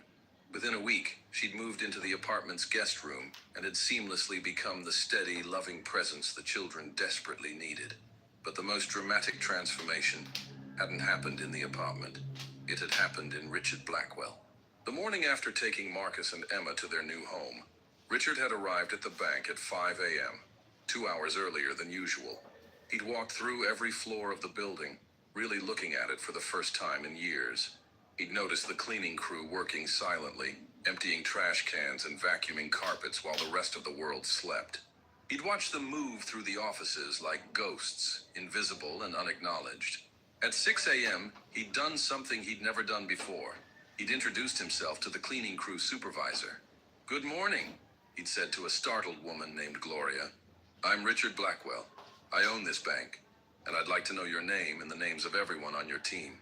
Gloria had stared at him like he was speaking a foreign language. In 20 years of cleaning this building, no executive had ever spoken to her directly. Certainly not the CEO. But Richard had been patient. He'd learned every name, asked about their families, their lives, their challenges. And when Gloria had finally opened up, telling him about the impossible expectations, the poverty wages, the lack of benefits or respect, Richard had listened with the kind of attention he usually reserved for billionaire clients. By Monday morning, he'd called an emergency board meeting. "Gentlemen," he'd said to the assembled board members, "I'm proposing some changes to how we operate this institution." What followed was the most contentious board meeting in the bank's 100-year history. Richard proposed tripling the wages of the cleaning and maintenance staff. He proposed providing health insurance, paid vacation, and retirement benefits. He proposed creating a scholarship fund for the children of service workers who wanted to pursue higher education. "Have you lost your mind?" one board member had shouted. "These costs will significantly impact our profit margins." "Good," Richard had replied calmly. "Our profit margins are obscene. We can afford to treat the people who make this building function like human beings rather than disposable resources." The vote had been close, but Richard had won. Barely. 2 board members had resigned in protest. Richard had thanked them for their service and hadn't bothered to hide his relief at their departure. Then he'd started making changes to how the bank treated all its employees, not just the service workers. Exit interviews revealed a pattern of discrimination, favoritism, and fear-based management. Richard had fired 3 senior managers who'd been creating toxic environments. He'd implemented transparent promotion criteria. He'd started actually listening to employees rather than just issuing orders. The financial press had been brutal. Blackwell goes soft, one headline read. Banking executives' strange transformation worries investors, said another. Richard's peers at other banks called him privately, asking if he was having some kind of breakdown. He told them all the same thing. I met someone who taught me what real wealth looks like, and it wasn't in a bank account. Now, sitting in his office on a crisp October afternoon, Richard was reviewing the quarterly reports when his assistant buzzed him. Mr. Blackwell, Marcus and Emma Chen are here to see you. Richard smiled, something he found himself doing much more frequently these days. Send them in. Marcus and Emma entered, and Richard still marveled at the transformation. Marcus wore clothes that actually fit. His face was clean and healthy looking, and most importantly, the constant fear in his eyes had been replaced by something else. Not happiness exactly. The grief of losing his mother was still too fresh for that. But peace, security, hope. Emma was thriving. She'd started at a new school where she was getting A's in every subject. She'd made friends. She'd gained weight, healthy weight that came from regular meals and not wondering where the next one would come from. She was 8 years old, and finally getting to actually be 8 years old. Mr. Blackwell, Emma said, running to give him a hug. She'd lost her initial shyness around him within the first week. I got 100% on my math test. That's wonderful, Emma, Richard said, genuinely delighted. Did you bring it to show me? She pulled a paper from her backpack, beaming with pride. Richard made a show of examining it carefully, then reached into his desk drawer and pulled out a gold star sticker. Something he'd started keeping specifically for Emma's visits. This goes in your achievement book, he said solemnly, handing it to her. Emma carefully placed the sticker on her test, then sat down in one of the leather chairs, pulling out a book to read while the adults talked. Marcus took the other Good chair, his expression afternoon, more serious. Danzen. I wanted to talk to you about something. Hello. Of course. What's on your mind? I've been thinking a lot about what my mom wanted, Marcus began. Not just for me and Emma, but bigger than that. She wrote in her letter that...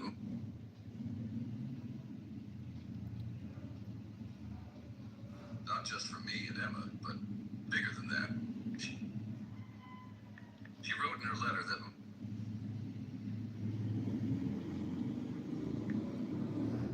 Not just for me and Emma, but bigger than that.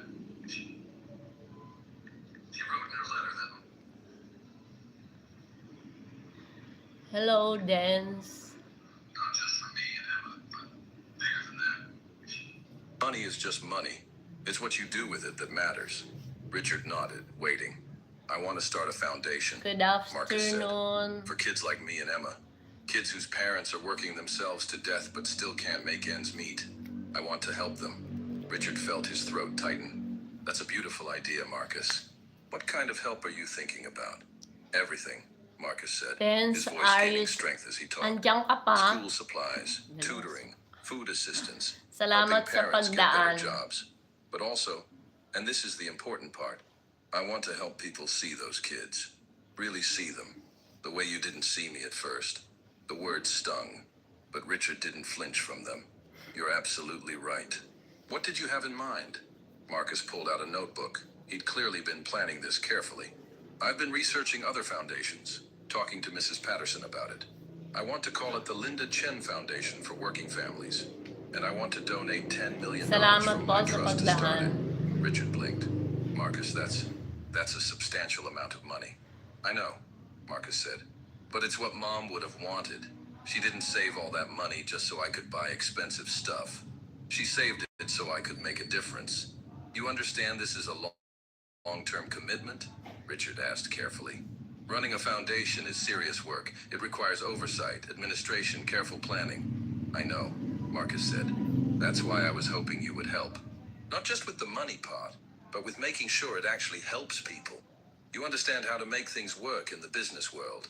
Richard was quiet for a long moment. 3 months ago, he would have dismissed this as a child's naive fantasy.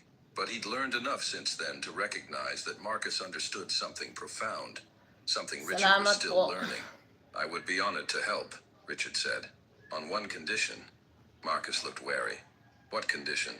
That you let me donate $10 million of my own money to match yours, Richard said. Your mother taught me a lesson I desperately needed to learn. This is my chance to actually do something with it. Marcus's eyes widened. You do that? Marcus, 3 months ago, I was a man who measured success by the size of my bank account and the fear in my employees' eyes. I was miserable even though I couldn't admit it to myself. Your mother's letter, the way she loved you and Emma, the way she sacrificed everything for you, it showed me what I'd been missing. Richard stood and walked to the window, looking out at the city. I've spent the last 3 months trying to be better, treating people with dignity, actually caring about the employees who work for me. And you know what I've discovered? What? I'm happier than I've been in 20 years, Richard said simply. I sleep better. I actually enjoy coming to work. I've reconnected with my daughter. Did I tell you I have a daughter? She's 25, and for years she wouldn't speak to me because I'd been such a terrible father. But she called me last week. She said she'd heard about the changes I was making, and she wanted to meet for coffee. Marcus smiled. Did you go? We had coffee for 3 hours, Richard said, his voice thick with emotion. 3 hours of actually talking, actually listening to each other. I told her about you and Emma, about your mother. I told her I was trying to learn how to be a better person. What did she say? She said it was about time. Richard laughed. But she also said she was proud of me. Do you know how long it's been since anyone said they were proud of me? Not impressed by my money or my success, but actually proud of me as a person. Emma looked up from her book. I'm proud of you, Mr. Blackwell. The simple statement, delivered with such sincere conviction, nearly undid Richard completely. He had to clear his throat several times before he could respond. Thank you, Emma.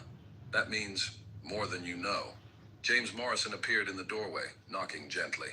Sorry to interrupt, but Richard, the Channel 7 news crew is here for the interview. Interview? Marcus asked. Richard had been planning to tell Marcus about this, but the boys' foundation proposal had derailed his plans. I've been asked to do an interview about the changes we've made at the bank. I was going to ask if you'd be willing to participate, but you're under no obligation. What kind of interview? Marcus asked cautiously. They want to talk about how encountering you changed my perspective on leadership and human dignity, Richard explained. But I won't do it without your permission. Your story is your own. Marcus thought for a moment. Will it help other people? Other kids who are struggling? I believe it could, Richard said honestly. It might inspire other business leaders to examine how they treat their employees. It might help people understand that everyone deserves dignity and respect, regardless of their job or income. Then I'll do it, Marcus decided. But I want to talk about my mom, about who she really was. The interview took place in the bank's conference room. The reporter, a woman named Sarah Chen, no relation to Marcus, though the coincidence made everyone pause, was professional but warm. She'd done her research and approached the story with genuine interest rather than looking for scandal. Mr. Blackwell, Sarah began, 3 months ago, you were known as one of the most ruthless executives in private banking. Your management style was described as cutthroat and intimidating. What changed? Richard looked at Marcus, who nodded encouragingly. I met a 12-year-old boy who showed me that I'd been measuring success with the wrong metrics, Richard said. Marcus walked into my bank looking for help, and I humiliated him in front of a room full of people because he didn't look wealthy. I judged him based on his appearance, his circumstances, his poverty. And then, Sarah prompted. And then I discovered he was one of the wealthiest clients in the building, Richard said. But more importantly, I learned about his mother. Linda Chen worked 3 jobs cleaning offices and doing laundry. She wore the same few outfits for years. She sometimes went without eating so her children could have dinner. And while she was doing all of that, she was building a future for her kids that was more impressive than anything I'd ever accomplished. Marcus took over the story, talking about his mother with a mixture of pride and grief that was heartbreaking to witness. He talked about her sacrifices, her love, her final gift to her children. Emma chimed in occasionally with memories of their mother braiding her hair before school, of tucking them in at night no matter how exhausted she was.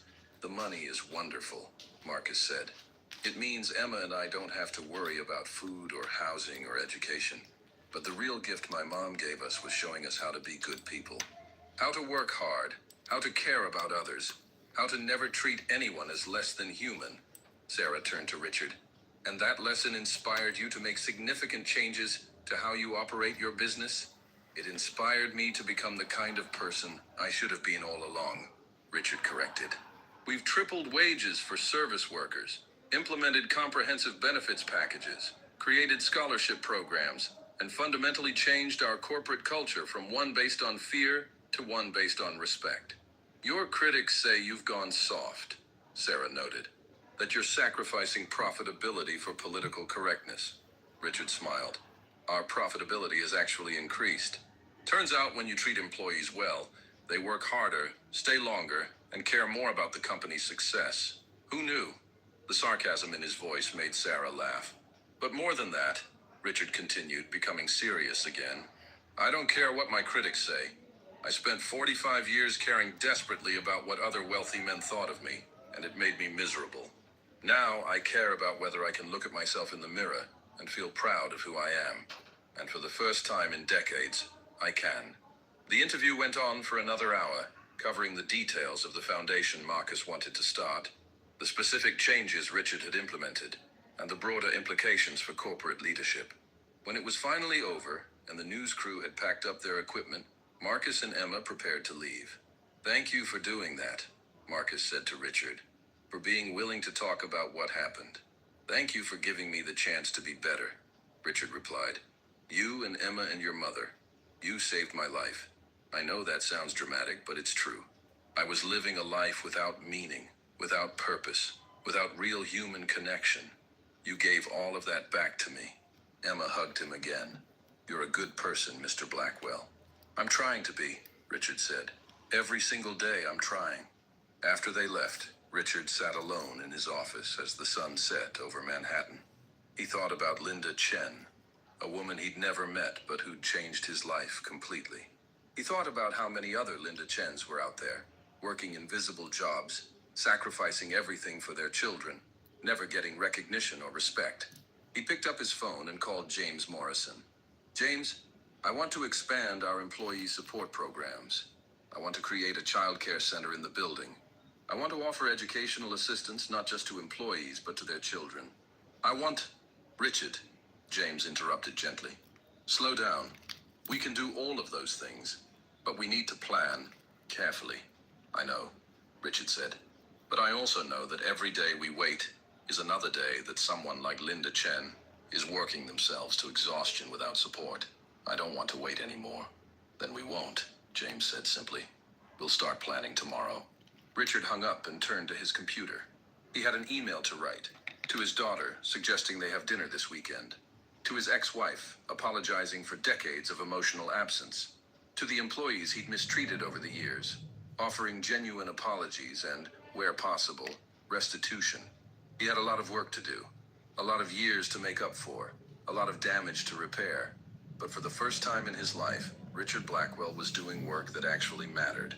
And it had all started with a dirty kid asking to check his balance, and a millionaire who'd learned that true wealth wasn't measured in dollars, but in the lives you touched, the kindness you showed, and the dignity you extended to every human being. The screen had shown a number, $47 million, that had frozen Richard's smile. But it was what happened after, the lesson he learned from a boy and his sister and their mother's love, that had thawed his heart. And that transformation was worth more than any amount of money could ever be.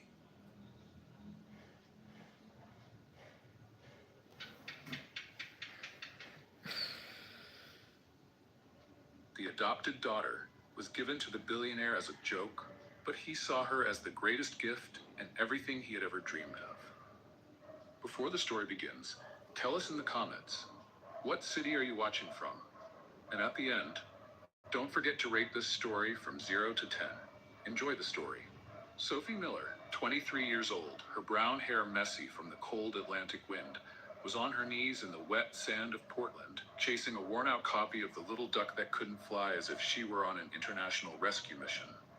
"Come back here," she shouted at the book, which was sliding down the sand toward the waves with surprising speed for something without an engine. "I didn't come all the way to Miami just to lose you now." The next wave rolled in. Sophie threw herself forward, missed. The book kept sliding.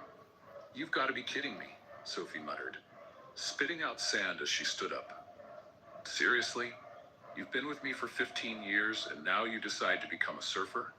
She ran again, tripped over her own suitcase, because of course she had left it right in the way, rolled through the sand like a human ball, and finally managed to touch the book's cover with her fingertips. The tide pulled. Sophie pulled back. "No!" she yelled, holding the book with both hands as the freezing water covered her knees. "You're not leaving me. You're the only thing I have left of him."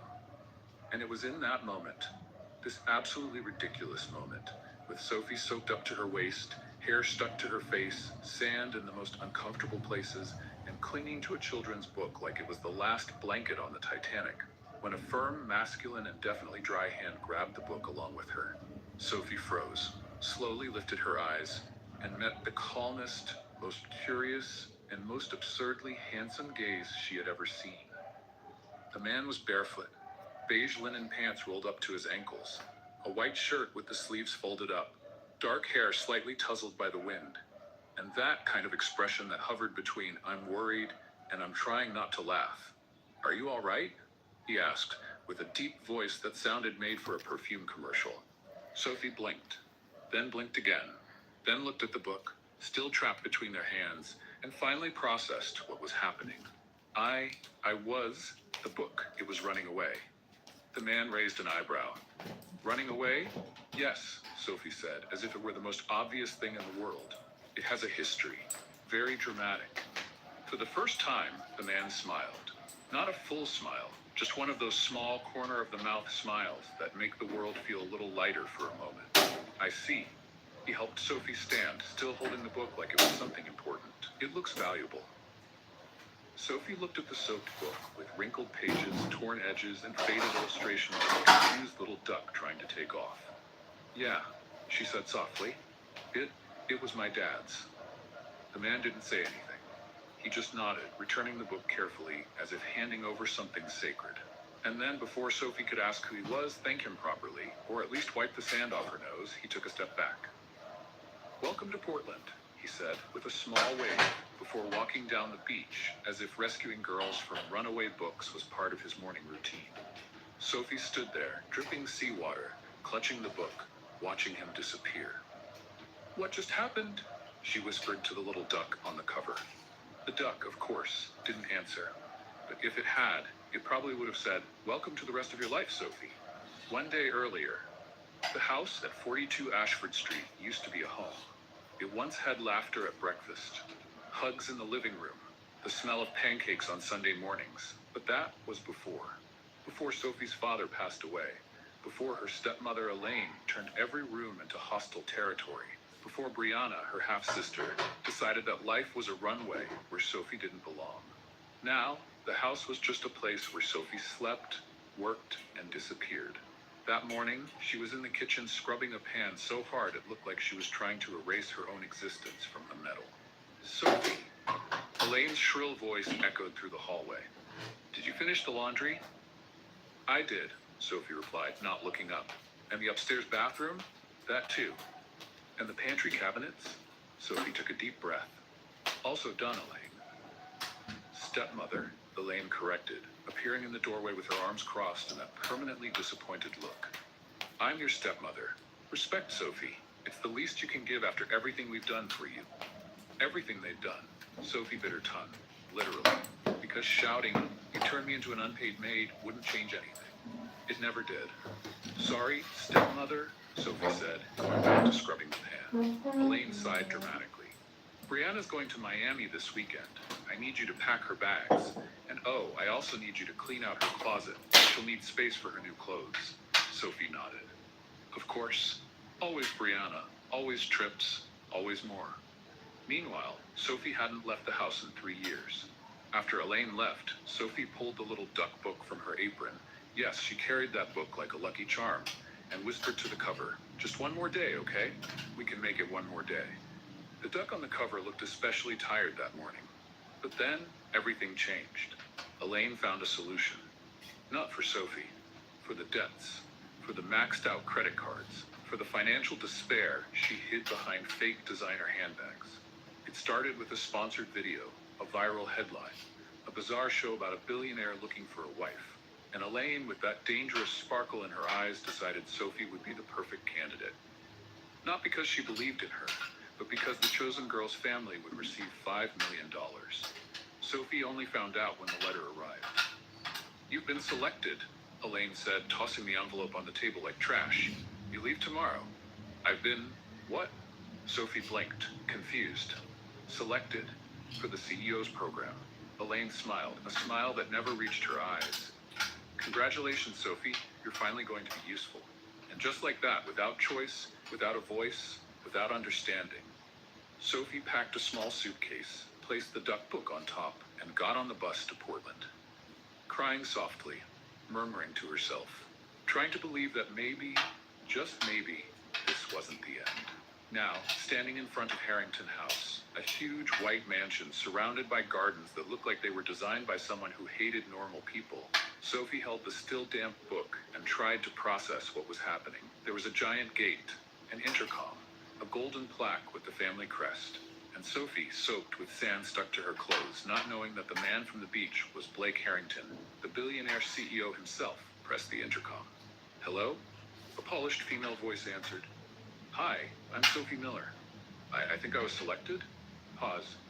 "Oh, you're the third one. Please come in." The gate opened. Sophie took a deep breath, looked at the duck on the cover, and whispered, "Well, here we go." And she walked in, not knowing she had just met the man who would change everything. Not knowing the two rivals were already inside, sharpening their claws. Not knowing that her stepmother, at that very moment, was celebrating on social media as if she'd already won the lottery. But Sophie knew one thing. The book had stopped running away. And maybe, just maybe, that was a sign. The floor of Harrington House was so shiny that Sophie could see her reflection staring back at her, judging her life choices. "Did you really walk in here with sand in your socks?" the reflection seemed to ask. Sophie dragged her wobbly suitcase, the one with the wheel that spun the wrong way, and tried not to slip on the marble floor as she followed the immaculate assistant who had opened the door. The woman wore high heels, had her hair pulled into a bun so perfect it seemed to defy gravity, and walked like she was in slow motion from an action movie. "This way, Miss Miller," she said without looking back. Sophie hurried to keep up. The suitcase rolled left, then right, then decided to just fall over. "Sorry," Sophie whispered to it, as if it could hear. The assistant stopped in front of two enormous wooden doors, carved with details that probably cost more than Sophie's entire house on Ashford Street. The other finalists are already in the living room. She opened the doors with a dramatic gesture. "Good luck," and left. Sophie stood in the doorway, clutching the suitcase handle tightly, trying to take it all in. The living room was absurd. Ceilings tall enough for another floor. Crystal chandeliers that looked like they came from a European palace. White sofas so spotless, Sophie was afraid to even look at them. And a fireplace burning brightly, even though it was summer, because apparently billionaires didn't follow the laws of physics. And sitting on those sofas, with posture so perfect it looked rehearsed, were them. The first woman was tall, blonde, wearing a white tailored suit that practically screamed, "My lawyer costs more than your kidney." She held a glass of wine like it was a scepter. When Sophie walked in, the woman slowly lifted her eyes, scanned her from head to toe, and smiled. Not a cruel smile exactly, but definitely a calculated one. "Oh," she said in a smooth, dangerous voice. "You must be the third one." Sophie swallowed hard. "Hi, I'm Sophie, Charlotte Davenport." The blonde tilted her head slightly. "Nice to meet you." The second woman, sitting in the chair beside her, didn't even bother to smile. She had dark, perfectly wavy hair, wore a tight red dress, and held her phone like she was about to post something that could ruin someone's reputation. When she looked at Sophie, her eyes scanned her so quickly and sharply that Sophie could almost hear the beep of a scanner. Vivian Hartwell, she said, without looking up from her phone. You're soaked. Sophie glanced down. Yes, there was still sand stuck to her sneakers. The hem of her pants was wet. And her hair, well, her hair looked like it had given up on life. Had a little problem at the beach. Sophie tried to smile, but it's fine now. How cute. Vivienne said in a tone that clearly didn't mean cute. Charlotte took a sip of wine, studying Sophie with that analytical gaze of someone calculating odds. Sophie, she crossed her legs. Tell me, what brought you here? Sophie blinked. Vivienne looked up from her phone for the first time. Her expression caught somewhere between confusion and amusement. Charlotte coughed, hiding a small laugh. No, dear. I meant, what made you apply for this? Oh, Sophie felt her cheeks burn. Actually, I didn't apply. It's complicated. Complicated. Vivienne repeated, testing the word. Interesting. Before Sophie could explain, or at least try without sounding ridiculous, a deep, steady male voice echoed through the room. I hope you're all comfortable. Sophie turned and her heart nearly leapt out of her chest. It was him, the man from the beach, but now completely different. Blake Harrington walked into the room with a presence that changed the entire atmosphere. A perfectly tailored dark suit, tie straight and crisp. Every step was firm, controlled, deliberate. His hair was styled flawlessly, his posture confident, his gaze serious, almost unreachable. There was no trace left of the barefoot, easygoing man from the beach. He looked like he had stepped straight out of a corporate magazine cover. Sophie froze. That's the same guy who saved my book? Impossible. Blake looked at Charlotte, then at Vivienne, and finally his eyes landed on Sophie. There was a flicker of recognition. But he didn't smile, didn't nod, just kept that neutral, professional expression. Sophie felt herself shrink 3 sizes. Charlotte immediately stood, extending her hand with practiced elegance. Mr. Harrington, it's an honor to be here, Miss Davenport. Blake replied, shaking her hand firmly, his voice calm and formal. Vivienne stayed seated, but smiled in a way that looked heavily rehearsed. Blake, lovely home. Thank you, he said, polite but distant. Then his gaze returned to Sophie. Miss Miller, his tone was different now. Controlled, businesslike. I see you arrived safely. Sophie blinked. Yes, I did. Thank you. No mention of the book. No mention of the beach. Nothing. It was as if that moment had never happened. Vivienne frowned, glancing between them. You two have met before? Blake kept his expression unreadable. Not formally. Charlotte watched everything with surgical precision, like she was assembling a mental puzzle. Blake finally moved to the fireplace, resting one hand on the marble as he looked at the 3 of them with quiet authority. You're probably wondering how this will work. His voice was firm, direct, leaving no room for doubt. Let me be clear. You 3 were chosen from thousands. You'll stay here for the next few days. You'll take part in events, conversations, and activities. And at the end, I'll make a decision. Sophie's stomach twisted. Charlotte kept her perfect composure. Vivienne smiled like she had already won. Make yourselves at home, Blake said before leaving the room as confidently as he entered, without looking back. As soon as he was gone, Vivienne turned to Sophie with a sharp smile. So, you already knew him? Sophie quickly shook her head. No, we bumped into each other, briefly. What a lovely coincidence, Charlotte said, though her tone made it clear she didn't think it was lovely. Not at all. Vivienne raised her glass. Well, may the best woman win. Sophie looked at both rivals, took a deep breath, and muttered under her breath, I'm so doomed. And somewhere in the mansion, an elevator door opened. Bennett spoke. Welcome to Harrington House, 3rd floor, main suites. Have a productive day. Sophie froze. The elevator talks? Vivienne sighed. Honey, even the fridge talks here. That's when Sophie realized she'd stepped into a world where she definitely didn't belong. But something inside her, maybe the memory of that kind man on the beach, still whispered that maybe, just maybe, there was a chance. Even if now he seemed completely out of reach. At 7 that evening, Sophie discovered there were 6 types of forks, and she didn't know a single one of them. 6, not 3, not 4. 6 forks arranged around the plate like part of an IQ test she was about to fail spectacularly. After the meeting in the living room and the traumatic realization that even the appliances could talk, Sophie had been shown to her room, which was bigger than her entire house on Ashford Street, took a quick shower, put on the only decent dress she'd brought, a simple navy blue one, No sparkle, no drama, and went down for dinner. Before entering the dining room, she'd signed that contract. 3 pages of legal terms that basically said, you will be filmed, everything will be broadcast, smile for the cameras. Sophie had signed it with trembling hands, thinking, great, now the whole world will watch me make a fool of myself. And now she was sitting at the table, staring at the forks like they were personal enemies, painfully aware that small, discreet cameras were positioned strategically around the room.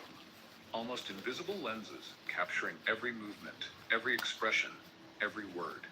Everything streamed live through an exclusive online channel, part of Blake Harrington's corporate transparency strategy. Meanwhile, 200 miles away, in the house on Ashford Street, Elaine was glued to the living room TV as if it were the sports event of the year. There she is. Elaine pointed at the screen, where Sophie appeared, trying to figure out the forks. Look, at least she's there. That's something. Brianna, sitting on the couch beside her with a tub of ice cream, rolled her eyes. Mom, do you really think she has a chance? Look at her. She looks like a lost child at the mall. Elaine bit her lip, watching intently. Her naive charm might work, you know. Men like that touch of vulnerability. She paused. But I should have signed you up, Brianna. You would have nailed it. Elegant, confident, well-spoken. Brianna smiled. Obviously. Sophie is just too clumsy. Elaine sighed, shaking her head. This isn't gonna work. I know it's not.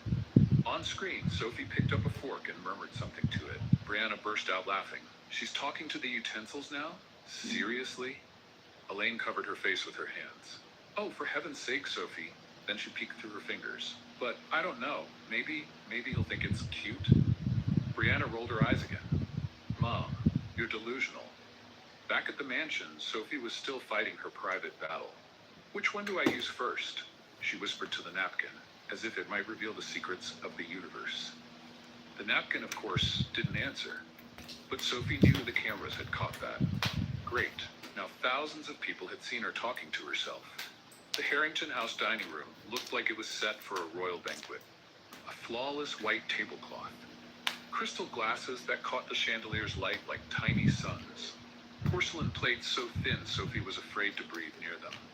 And in the center, a floral arrangement so elaborate it probably had its own name. Charlotte sat to Blake's right, her posture carved from marble.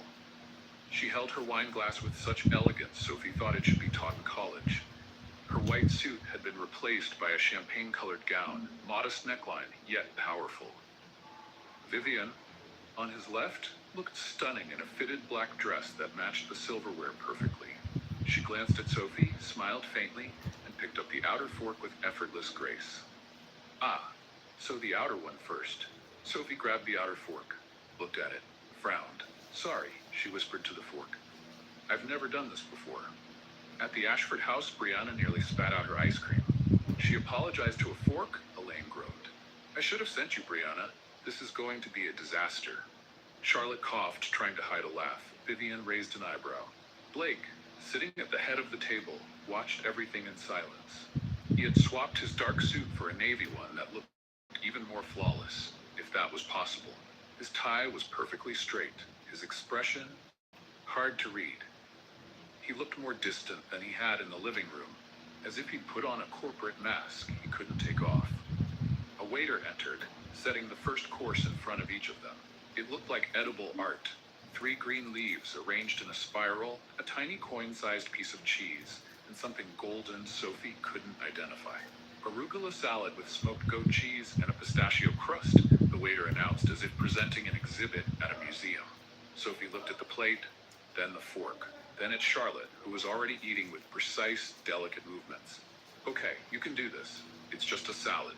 A very small, very expensive salad, but still a salad. And yes, you're being filmed. Don't mess this up. She cut a piece, lifted the fork to her mouth, and bit the air. Because the cheese had slipped off the fork and landed back on the plate with an audible plop. Vivian looked up. Charlotte stopped chewing. Blake didn't look away. On Ashford Street, Brianna burst out laughing. She can't even eat properly. Elaine covered her eyes. It's over. It's all over. He's sending her home tonight. Sophie felt her face burn. The cameras caught it. Everyone saw it. Congratulations, Sophie. You're officially the internet's joke. Sorry, the cheese has a mind of its own. Charlotte smiled. Happens to the best of us. Liar, Sophie thought. Bet you've never dropped a piece of cheese in your life. Before the silence could grow too awkward, Blake spoke, his steady voice cutting through the tension. I'd like to start with a simple question. He set his fork down. Why are you here? Charlotte didn't hesitate. She dabbed her lips with her napkin, turned slightly toward Blake, and answered with the confidence of someone who'd rehearsed in front of a mirror. I believe in building legacies, Blake. My family has always valued strategic alliances that benefit both sides. I see this marriage as an opportunity to unite two powerful visions. She smiled. And of course, I have deep respect for what you've built. Blake nodded, expressionless. Interesting. Vivian went next. She rested her elbow on the table, gracefully, not sloppily, and tilted her head with a polished smile. I love what you represent, Blake. Innovation, strength, presence. She paused dramatically. And I believe that by your side, I could amplify all of that. Imagine the possibilities, the image, the events, the cultural impact. We'd be unforgettable. Blake took a sip of wine. I see.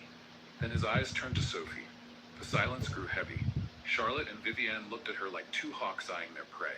On Ashford Street, Elaine leaned forward. Say something smart, Sophie. For heaven's sake, say anything that isn't ridiculous. Brianna snickered. She's probably going to talk to her napkin again. Just watch. Sophie swallowed hard. The cameras are on you. The whole world's watching. Say something intelligent, something impressive, something that doesn't involve runaway cheese. But when she opened her mouth, what came out was, I don't know. Blake frowned slightly. You don't know? Sophie shook her head, panic rising. I didn't sign up. My stepmother did. And honestly, I don't even know what I'm doing here. She took a deep breath. But if you're asking what I want, I guess I just want a place, Thunberg. A place where I don't have to apologize for existing. The silence that followed was different. Not awkward. Charged. Charlotte looked at Vivienne. Vivienne looked at Charlotte. Both sensed something shift in the air. Blake didn't take his eyes off Sophie. He didn't smile or nod, but something in his gaze, subtle but real, had changed. A place, he repeated slowly. Interesting. On Ashford Street, Elaine's mouth fell open. Brianna had stopped eating her ice cream, staring at the screen. Mom, Brianna whispered. He's looking at her weird. Elaine blinked. Weird how? Like interested? Elaine tilted her head, studying Blake's expression on the screen. No, it can't be. She dropped cheese, she talked to cutlery, But on the screen, Blake was still looking at Sophie, and Elaine felt something she hadn't expected, a tiny spark of hope. Maybe, just maybe. Vivienne cleared her throat, trying to regain control. Well, we all have our reasons, don't we? What matters is that we're here now. Charlotte agreed, but her expression was tense. The rest of the dinner went by in a blur of tiny dishes and polite conversation. Sophie tried not to spill anything else, but managed to confuse the dessert spoon with the soup spoon and almost drank from the saucer. When dinner finally ended, Blake stood up. It's been an enlightening evening, he said, looking at the three of them. Get some rest. Tomorrow we have more activities. He left the room with that steady presence of his, leaving the three women alone. As soon as the door closed, Vivienne turned to Sophie with a sharp smile. So, you didn't sign up. What a touching story. Charlotte crossed her arms, studying Sophie like she was analyzing a chess piece. You do know he noticed you, right? Sophie blinked. Noticed me? I spilled cheese, mixed up forks, and basically admitted I have no idea what I'm doing here. How is that being noticed? Vivienne laughed, but it wasn't a kind laugh. Exactly because of that, dear. Charlotte stood, smoothing her dress. You're different, and different stands out. Sophie felt a chill in her stomach. I don't want to stand out. Too late, Vivienne said, grabbing her purse. You already did. The two of them walked out, leaving Sophie alone at the huge table. Surrounded by empty plates and a collection of forks she still didn't fully understand. She looked up at one of the discreet cameras in the corner and whispered softly, I messed everything up, didn't I? But out in the hallway, Blake had stopped by a window, looking out at the sea. And for the first time that night, he smiled. At Ashford Street, Elaine slowly turned off the television, still processing everything. Brianna looked at her. So, what did you think? Elaine stayed silent for a long moment. Then she sighed. I still think I should have sent you, she said, shaking her head. But I don't know. Maybe her innocence will work. Maybe. She didn't sound convinced. But deep down, very deep down, Elaine was hoping. Because $5 million depended on it. Sophie woke up to persistent knocking at her bedroom door. 3 knocks. Pause. 3 more. She opened her eyes slowly, still foggy from sleep, and glanced at the clock on her nightstand. 7 in the morning. Who knocks at 7 in the morning? Miss Miller? The assistant's voice came from the other side. You need to come down for breakfast. It's urgent. Sophie sat up, confused. Urgent? Why? Please, just come down. Sophie got dressed quickly, splashed water on her face, and went downstairs, still half asleep. When she entered the breakfast room, she found Charlotte and Vivienne already seated, but they weren't eating. They were staring at a tablet, and their expressions couldn't have been more different. Charlotte looked tense, as if calculating odds, while Vivienne looked furious, like someone who had just lost a big bet. Good morning, Sophie said hesitantly. Charlotte looked up. Ah, the star has arrived. Sophie frowned. Star? Vivienne turned the tablet toward her with a sharp movement. Look at this. On the screen was a video of her. Sophie stepped closer, her stomach turning as she recognized the scene. It was from the dinner the night before. The exact moment when the goat cheese slipped off her fork and plopped back onto the plate with that awful splat. The camera had perfectly captured the look of pure horror on her face, followed by the accusing glare she gave the cheese, as if that little golden piece had just committed a serious crime. And then that nervous, awkward, completely genuine laugh as she muttered, "The cheese has a mind of its own." The caption read, "When you try to be elegant but even the food turns against you, Sophie Miller is everything." And below it, a flood of comments. "She's so real. I love this girl. Finally, someone normal on this show." Sophie is better than all the others combined, no question. This cheese will go down in internet history. If he doesn't pick her, I'm going to lose it. Sophie read the comments twice, then 3 times, and then looked at the cheese being served at breakfast like it was part of an international conspiracy. "You," she pointed at it, "this is your fault." Charlotte coughed, hiding a dry laugh. Vivienne just rolled her eyes so hard Sophie thought she might hurt herself. 2 million views, Vivienne said slowly, each word sounding like she was chewing glass. 2 million in less than 12 hours. Sophie blinked. 2 million? Yes, Charlotte confirmed, closing the tablet with a sharp click. Congratulations, Sophie. You're a meme. Sophie sat down slowly, trying to process. I became a joke? Not exactly. Charlotte tilted her head, studying Sophie with that calculating look. You've become darling. People find you adorable. Adorable, Sophie repeated, as if testing the word in another language. Yes, Vivienne confirmed, but her tone was sharp as a blade, like a puppy tripping over its paws. Cute, but pathetic. Sophie felt her face grow warm. She looked down at the cheese plate on the table and whispered softly, I knew this would go wrong. Charlotte and Vivienne exchanged a quick, tense look.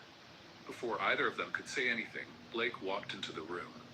He looked as impeccable as ever, dark gray suit, perfectly straight tie, steady posture, but there was something different in his eyes. Something amused?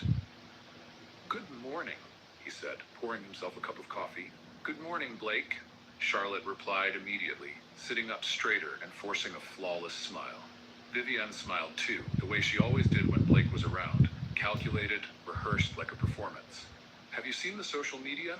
Blake took a sip of coffee. I have. Sophie sank deeper into her chair, trying to literally disappear into her blouse. Blake looked straight at her. Looks like you've gained a few fans. Sophie let out a nervous laugh that sounded more like a cough. Fans? I just dropped the cheese. It wasn't on purpose. I know, Blake said in a neutral tone, though there was a faint sparkle in his eyes, but it was genuine, and people respond to that. Charlotte drank her orange juice so hard that Sophie thought the glass might crack in her hand. Vivienne kept her smile, but her fingers gripped the edge of the table so tightly that her knuckles turned white. Sophie, on the other hand, looked genuinely lost. So, they're not laughing at me? Blake slowly set his cup down, his movements deliberate. Some might be, but most are laughing with you. There's a difference. Sophie took a moment to process that, then looked back at the cheese on the table. Maybe I should thank you. she murmured to the piece of cheese. Blake almost smiled. Almost. Before he could say anything, the house assistant entered quickly, holding a tablet and looking slightly worried. Mr. Harrington, sorry to interrupt, but the press office is sending updates. The show's official channel has seen a 340% increase in engagement over the last 12 hours. She hesitated, glancing at Sophie, and 89% of the comments specifically mentioned Miss Miller. Sophie froze. Me? Why? The assistant looked uneasy. Well, the video went viral. People want to know more about you. They're making fan pages. Vivian let out a disbelieving, almost hysterical laugh. Fan pages? Because of a piece of cheese? Charlotte clenched her teeth but kept her composure with visible effort, her hands tight in her lap. Blake, however, stayed calm. His voice came out steady and controlled. Understood. Keep monitoring, but don't release any official statements yet. The assistant nodded quickly and left the room. Blake looked at Sophie once more, his gaze serious now, but not cold.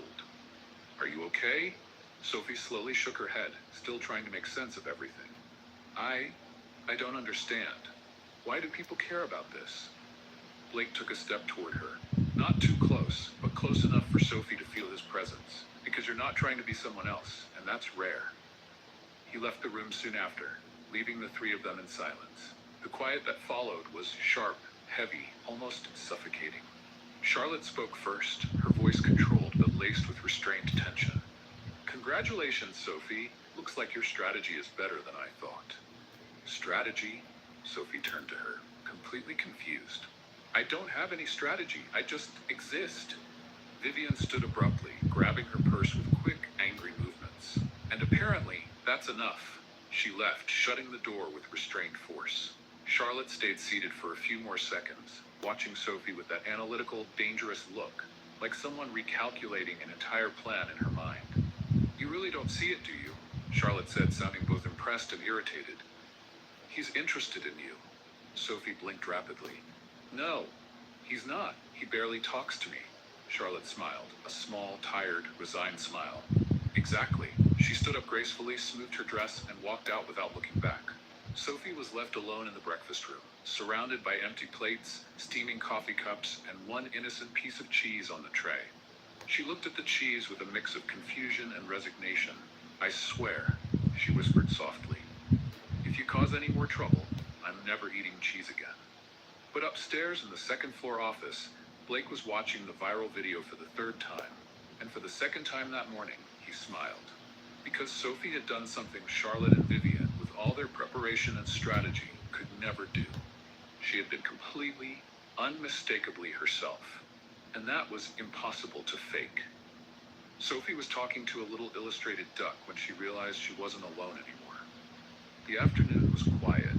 The sound of the Atlantic waves drowned almost everything. She had left the mansion after the chaotic breakfast. She needed to breathe, to think, to process the fact that she had become an international meme because of a rebellious piece of cheese. Now she was sitting barefoot in the sand, an old children's book open in her lap, murmuring softly to the faded illustration. See, little duck, at least you tried to fly. I don't even know what I'm doing here. She turned the page. I went viral for dropping food. That's basically the story of my life. The duck, as always, didn't answer. Sophie sighed. You're a terrible therapist. And that's when she heard it. A laugh. Low, male, controlled, but definitely real. Sophie froze. She slowly turned her head and found Blake Harrington standing a few feet away, his hands in his pockets, watching her with an expression that mixed amusement and genuine curiosity. He wasn't wearing a suit, just a white shirt with the sleeves rolled up and dark pants. Barefoot, his hair slightly tousled by the wind, and there was a discreet camera set up on a wooden structure in the distance, part of the continuous recording system for the show. Great. He heard me talking to a children's book, and the cameras did too. Sophie snapped the book shut and stood quickly, brushing the sand off her pants. I was just talking to the wind. It's a meditation technique, very popular. In California. Blake raised an eyebrow. Californian meditation? Yes. Super effective. Sophie nodded with fake confidence. You should try it. I'll consider it. He took a slow step toward her. Mind if I sit? Sophie blinked. Here? In the sand? Unless you've reserved the whole ocean. Sophie let out a nervous laugh. No. Sure. Go ahead. Blake sat beside her, keeping a respectful distance, but still close enough for Sophie to feel his presence filling the space.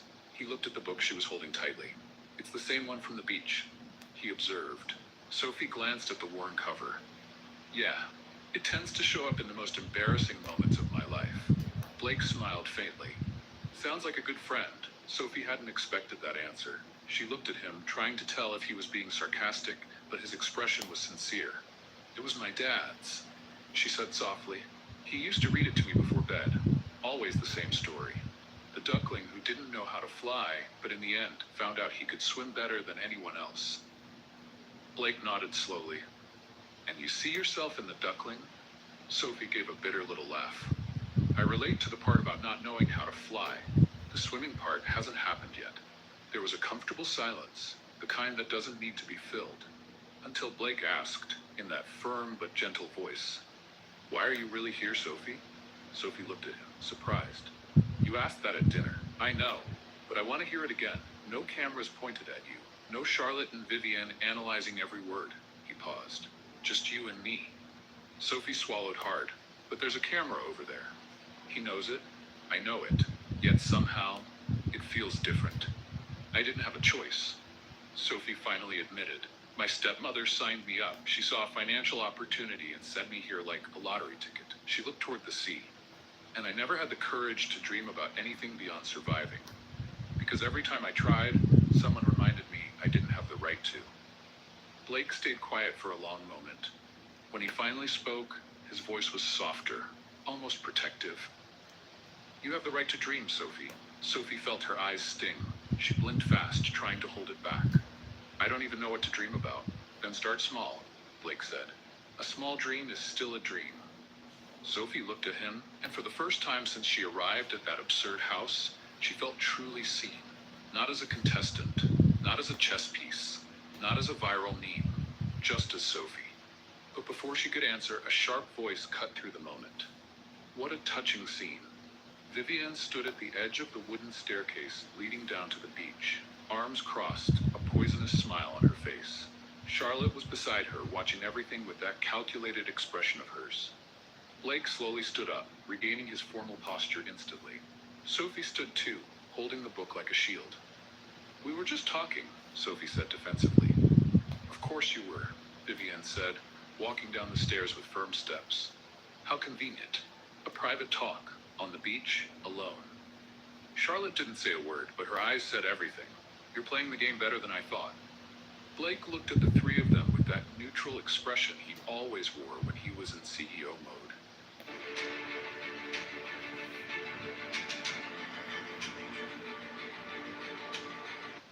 Meet me in the main hall at 8 tonight, he said, his tone firm.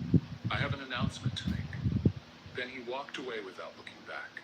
At exactly 8 o'clock, the three women were seated in the main hall. Sophie sat on the left sofa, nervous, twisting her hands in her lap. Charlotte sat in the center chair, posture perfect, though her shoulders showed a trace of tension. Vivienne sat on the right sofa, wearing that confident smile that didn't quite reach her eyes. The cameras were positioned strategically. The live stream was on. Millions were watching. Blake entered the room, serious and composed. Thank you for being here. He stopped in the middle of the room, facing them. I brought each of you here because I believed you had something unique to offer. But now it's time for the first decision. Silence filled the room. Sophie could barely breathe. Charlotte didn't move. Vivienne kept smiling, though her hands clutched her purse tightly. Blake looked at each of them slowly. Vivienne, he said finally. The socialite stood, her smile intact. Yes, thank you for being part of this, but I have to be honest, I don't see a future between us. Vivienne's smile trembled. For 1 second, just one, the mask fell, but she recovered quickly. I understand. She picked up her purse and smoothed her dress. It was an interesting experience. She glanced at Sophie and Charlotte. Her look was sharp as glass. Good luck, girls, you'll need it. Then she walked out, head high, though her steps were far too fast. Blake waited for the door to close. Then he turned to Sophie and Charlotte. Now, it's just the two of you. Sophie felt her heart race. Charlotte smiled, but it was a dangerous smile. because now the war was officially on. Sophie stared at a microphone as if it were some alien creature about to explode. The morning after Vivian's elimination brought a new dynamic. Only two remained, Sophie and Charlotte, and the tension in the mansion was so thick it could have been cut with a knife, or maybe with a rebellious fork escaping the plate. Blake had called them both to the library at 9 a.m. When they arrived, they found a formal setup, a long table, leather chairs, and in the center, 2 microphones on elegant stands. Discreet cameras were placed in the corners, recording everything. Good morning. Blake stood by the table, dressed in a flawless navy suit, posture steady. Today, you'll present a cultural proposal for the company. Sophie blinked. Cultural? Yes, Harrington Books has always supported reading initiatives. I want to hear ideas from both of you on how to expand that impact. He pointed to the microphones. 15 minutes each. Charlotte, you go first. Charlotte smiled confidently and walked to the microphone like she was stepping onto a Broadway stage. She carried an expensive leather folder filled with neatly organized papers and colored dividers. Sophie, on the other hand, held only her worn copy of The Little Duck Who Couldn't Fly and a crumpled notebook full of messy notes. I'm doomed, she thought. Charlotte adjusted the microphone effortlessly, lowering it to the perfect height. Thank you, Blake. My proposal is simple but strategic. Partnerships with higher education institutions to create literary scholarship programs. Universities, public libraries, cultural centers. This not only expands Harrington's reach, but also builds a measurable educational legacy. She opened the folder, revealing graphs, financial projections, and timelines. Sophie looked at her own notebook. It had 3 sentences and a doodle of a duck in the corner. I'm so doomed. Charlotte continued for 12 more minutes, quoting data, statistics, international partnerships. When she finished, Blake nodded seriously. Impressive. Thank you, Charlotte. Charlotte returned to her seat with a discreet smile, eyes shining with satisfaction. Blake turned to Sophie. Your turn. Sophie stood slowly, clutching the book like a life vest. She walked to the microphone, stopped in front of it, and tried to pull it down. The microphone didn't move. Sophie pulled again. Still nothing. She looked at the stand, confused, trying to find the adjustment Charlotte had handled so easily. You have to. Twist the lock first, Blake said, his tone neutral, but his eyes amused. The lock. Right. Sophie searched for it, found something that looked like a lock, and turned it. The microphone dropped all at once and hit her chest with a loud thud. Ow! Sophie grabbed her chest, stepping back. You attacked me. Charlotte covered her face with her hands, trying and failing to hide her laughter. Blake walked over, adjusted the microphone to the right height with 2 precise moves. There, try now. Sophie eyed the microphone suspiciously. You promise it won't attack me again? Blake almost smiled. I promise. Sophie took a deep breath and stepped toward the mic again, keeping a safe distance this time. Okay, so, hi, she began, nervous. I don't have charts or projections. I'm not even sure what a financial projection really is. Charlotte rolled her eyes quietly. Sophie took another breath. But I do have an idea. A small one. Maybe even a silly one. But it's real. Blake leaned forward slightly, attentive. Sophie opened the little duck book, showing its worn cover. When I was a kid, my dad read me this every night. It wasn't an expensive book. It didn't have perfect illustrations, but it was ours. And he taught me that stories don't have to be big or fancy to matter. They just have to be felt. She looked at Blake, then Charlotte, then back to Blake. My proposal is to create a program for donating used children's books. Not new ones, not perfect ones. Used ones, with notes, folded pages, torn covers. Because those books have stories. They were loved by someone before. And when you give a book like that to a child, you're not just giving a story. You're saying, this once mattered to someone, and now it matters to you. The silence that followed was different. Charlotte sat still, watching Blake with sharp attention. Because Blake was moved. Not in an obvious way. There were no tears, but something in his eyes changed. Something softened in that always controlled expression. And Sophie realized she had touched something deep inside him. I know it's not a big idea, Sophie continued, her voice quieter now. I know Charlotte has a much better plan, more professional, more everything. But I think sometimes the best things are the small ones, the ones that fit in your hand, the ones you can hold at night when you're scared. She closed the book gently. That's it. Sorry if it was too simple. Blake didn't say anything for a long moment. Then he stood up, walked to her, and held out his hand. May I see the book? Sophie handed it to him, confused. He opened the first page. There was a faded handwritten note. For my Sophie. Fly your own way, Dad. Blake closed the book carefully and gave it back. Thank you, Sophie, he said, and there was something in his voice that hadn't been there before. Something genuine, something human. Sophie returned to her chair, heart pounding, sure she had ruined everything. Alam nyo ba, ang one hand ay 24/7 app. No need to go out and wait. Charlotte, on the other hand, had gone pale, because she'd seen it. She'd seen the way Blake looked at Sophie. She'd seen the emotion he couldn't quite hide. And for the first time since entering that house, Charlotte Davenport felt afraid. Blake looked at both of them. Thank you for the presentations. I'll review them carefully. He left the library, closing the door behind him. Charlotte turned to Sophie with a smile that didn't reach her eyes. You're good at this, Sophie blinked. Good at what? At pretending you don't know how to play the game. Charlotte picked up her folder and stood. But I see you, Sophie. You're more strategic than you look. I'm not pretending anything, Sophie said, frustrated. I'm just being myself. Charlotte stopped at the door, glancing back. Exactly. And apparently that's enough. She left. Sophie stayed alone in the library, looking down at the book in her lap. Did I do okay? She whispered to the little duck on the cover. In his office, Blake sat in his chair, staring out the window with his fingers intertwined. His assistant entered, holding a tablet. Mr. Harrington, the online reactions to the presentations are explosive. Blake didn't turn. And 92% of comments mentioned Miss Miller's proposal. People are really moved. Blake didn't answer, but for the first time in a long while, a real smile crossed his face. Because Sophie hadn't just presented an idea. She'd shown her heart, and he was completely lost. 2 days had passed since the cultural presentations. 2 days in which Charlotte barely looked at Sophie, still processing the fact that Blake had been moved, visibly moved, by Sophie's simple, heartfelt proposal about used books. And now the pressure had increased. That morning, Blake had announced there would be an official photo session for the show's profiles, part of the transparency strategy.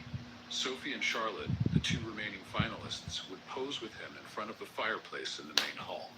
It sounded simple, professional, controlled, until the giant vase of white orchids decided to challenge gravity. Sophie was standing next to Blake, trying not to look uncomfortable in front of the cameras, positioned strategically around the room. She wore a simple light blue dress with few details, which made her look even younger and more vulnerable. Her mind was still on the library, on the presentation, on the way Blake had held the duck book, as if it were something precious. Charlotte stood on the other side, flawless in an emerald green dress, wearing that practiced smile she used like armor. But beneath the smile, something had changed. Something desperate. The photographer adjusted the lens.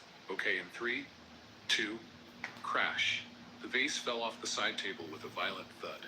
Water, flowers, soil, and shards of porcelain exploded across the floor as if a natural disaster had just hit the room. And Sophie was standing right beside it. What? Sophie jumped back, but it was too late. Water soaked the hem of her light blue dress. Mud clung to her shoes, and an orchid branch wrapped around her ankle as if it were trying to climb her. Hey, let go! Sophie shook her leg. The branch didn't let go. Why are you attacking me? Charlotte covered her mouth, but her eyes gleamed with something that wasn't quite surprise. Oh my goodness, Sophie. Are you all right? No, I'm being attacked by a plant. Sophie kept fighting with the stubborn branch. Blake stepped forward quickly, kneeling to help her untangle herself. Easy. Don't move too much, or it'll get worse. How could it possibly get worse? Sophie whined, freezing in place, while Blake carefully unwound the branch from her ankle with precise, gentle movements. The photographer lowered the camera, frozen. Mr. Harrington, should we clean this up and reschedule? Blake stood, helping Sophie to her feet. He looked around the wrecked room. Flowers scattered, water on the floor, shards of porcelain glinting under the chandelier. Then he looked at Sophie, soaked and covered in dirt, and at Charlotte, who remained flawless and dry. No, Blake said, surprising everyone. We'll take the pictures like this, just as it is. Sophie blinked. With the broken vase? And me all wet? Yes, Blake confirmed, his tone neutral, but his eyes faintly bright. Life isn't perfect. Why should the photos be? The photographer hesitated. Mr. Harrington, with all due respect, that's not very professional. It's real, Blake corrected, and real is better than perfect. The assistant rushed in with towels, but Blake gestured for her to stop. That won't be necessary, but bring 2 small bouquets, white flowers, something simple. The assistant hurried out and returned less than 2 minutes later with 2 modest bouquets of white roses, simple and delicate. Blake took both and handed one to Sophie and one to Charlotte. Sophie looked at the bouquet, then at her soaked dress, then at Blake. Are you sure? I look like I fell in a puddle. You look real, Blake said, standing between them again. Charlotte held her bouquet tightly, trying to keep her smile, but the tension in her shoulders was clear. The photographer adjusted the camera again. All right, in 3, 2, 1. Click. The photo captured everything. Blake in the center, flawless. Charlotte on the left, perfect and composed. And Sophie on the right, her light blue dress stained with water and dirt, hair slightly messy, holding the simple bouquet with both hands as if it were a treasure. But there was something on her face, a sincerity, a genuine vulnerability that made the imperfection perfect. After a few more shots, Blake dismissed everyone. Thank you. That'll be all. The photographer left. The assistant started to leave as well. Charlotte took a step toward the door, relieved it was over. Charlotte, wait a moment, Blake said calmly. Charlotte stopped, turning with a nervous smile. Yes? Blake walked to the table where the vase had been. Sophie noticed he was observing something carefully. Not the shards, but the base of the broken vase. And then he saw it. A thin, transparent thread, almost invisible, was still attached to the base of the porcelain vase. The other end was looped around the leg of the nearest chair. The chair Charlotte had been sitting in just minutes earlier, while the photographer set up his equipment. Blake picked up the thread carefully, holding it between his fingers. The room fell completely silent. Sophie stared at it, puzzled. What is that? Charlotte visibly paled. Nylon thread, Blake said, his voice so cold the temperature in the room seemed to drop 10 degrees. Used to pull the vase. Sophie's stomach turned. It's almost like the mermaids just came together and gave us the most gorgeous lymphatic nails. These are the brand new sirens. Someone did this on purpose?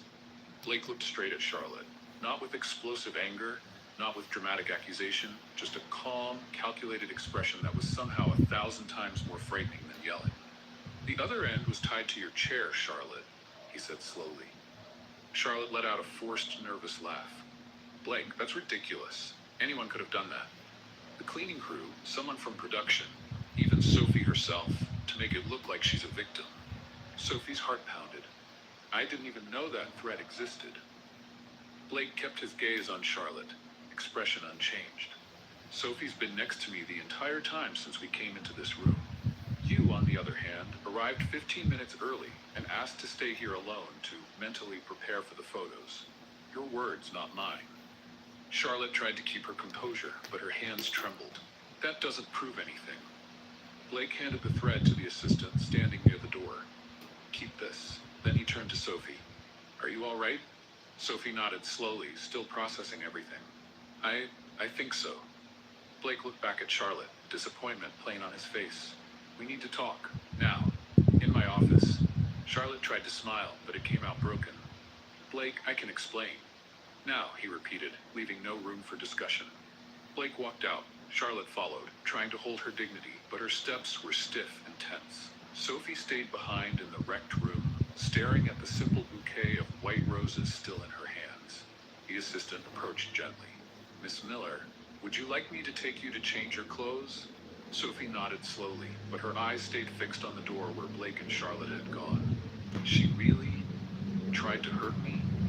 Sophie whispered. The assistant didn't answer, but her expression said everything. Sophie looked at the flowers on the floor, the shattered porcelain, the bouquet in her hands. I didn't even do anything this time, she whispered. Why did she do that? Meanwhile, in the office, Blake stood facing the window, his back to Charlotte, hands in his pockets. I'm not going to ask if you did it, he said quietly but firmly, because I already know. Charlotte tried to speak, but he raised his hand. I expected better from you, Charlotte. Competition is healthy, but sabotage, that crosses a line. He turned, looking directly at her. You're leaving tomorrow morning. Charlotte felt her world collapse. Blake, please. Tomorrow morning, he repeated final. The decision's made. Charlotte left the office, trying to walk steadily. But when the door closed behind her, she leaned against the wall, eyes shut. Because she had lost. And Blake knew exactly what she had done. The photo with the broken vase went viral in less than 3 hours. The morning after the photo shoot, the show's media team released the official pictures across all platforms. The chosen image was exactly that one. Blake in the center, flawless. Charlotte on the left, too perfect. And Sophie on the right, wearing the light blue dress stained with water and dirt, her hair slightly messy, holding the simple bouquet with an expression so genuine it looked like she didn't even know she was being photographed. The comments came instantly. The difference between trying to be perfect and just being is huge in this photo. Sophie, with the wet dress, looks more real than anything I've ever seen on this show. Charlotte looks like Photoshop. Sophie looks like life. I bet there's a story behind that broken vase, and I need to know. Blake looking at Sophie in this photo, people he's already chosen and doesn't even know it yet.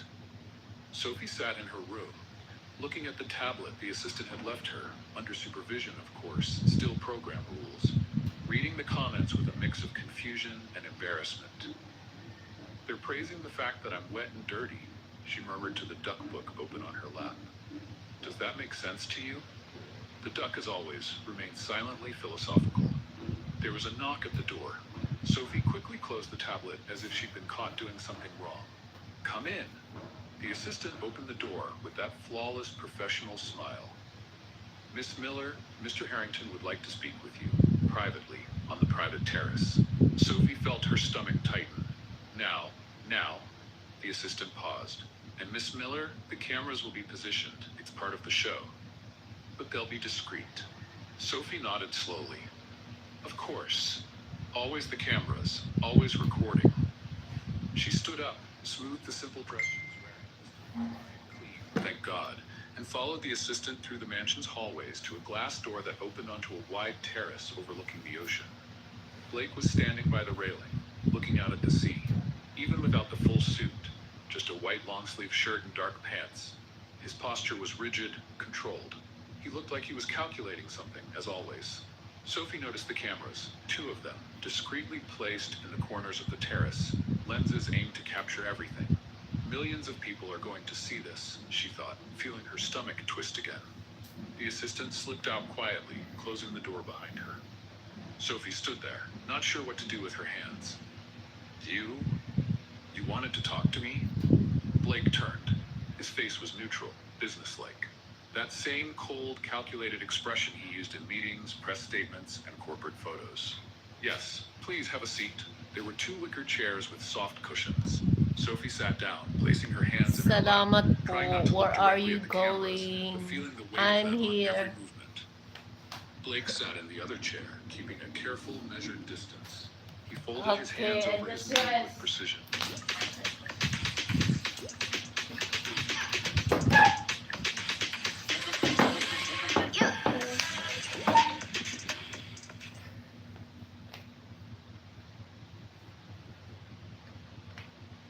Listen, when you go deep into my Hello, Veshi. Hello. listen, when you go deep into my Hello, Veshi. Hello. listen, when you go deep into my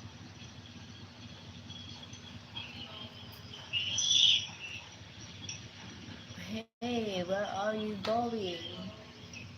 I'm not going anywhere. I'm just here.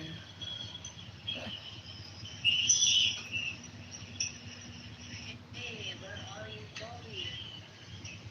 I'm not going anywhere. I'm just here.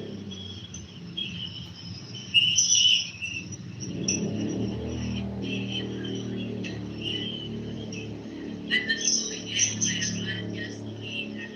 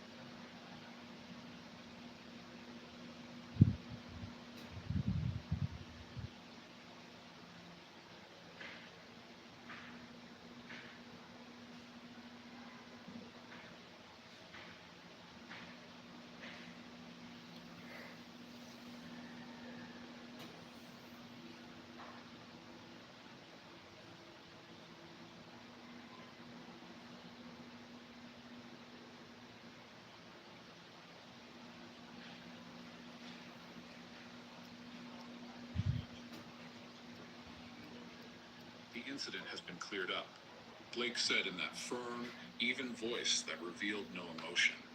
The evidence was reviewed. You weren't responsible, Sophie blinked. He was so formal, so different from the man who had gently held her book on the beach.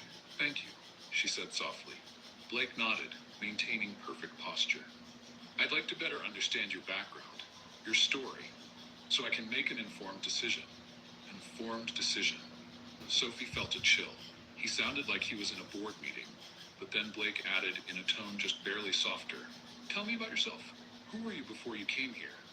Sophie glanced briefly at one of the cameras, then back at Blake. Everyone would hear this. Her stepmother, Brianna, millions of people. But when she looked at Blake, even with that composed expression, she saw something in his eyes. Something hidden, but real. What? What do you want to know? Your family, your childhood, why you agreed to participate. Blake said, keeping his tone professional, but his eyes were too focused to be just strategy. Sophie took a deep breath, and then, for the first time in front of cameras, in front of millions, she began to speak. My dad he was everything to me. Sophie began, her voice low but steady. He worked a lot, but he Pinagpapaliwanag ng Land Transportation Office ang nakaring...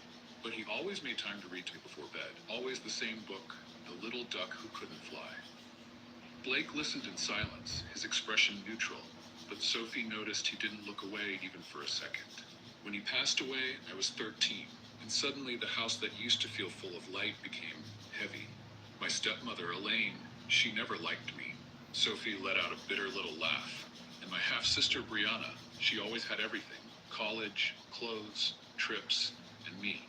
I took care of the house, because that's what I was to them, useful. Blake kept his posture stiff, but Sophie noticed his fingers tightening slightly over his knee. And when the money ran out, my stepmother saw this show, saw a chance to win $5 million, and she signed me up. Sophie looked directly at Blake. I didn't choose to be here. She sent me. Like I was a lottery ticket. On Ashford Street, Elaine was watching everything live, frozen on the couch. Brianna sat beside her, her mouth open. She's telling everything. Brianna whispered. Elaine didn't answer, because millions of people were listening.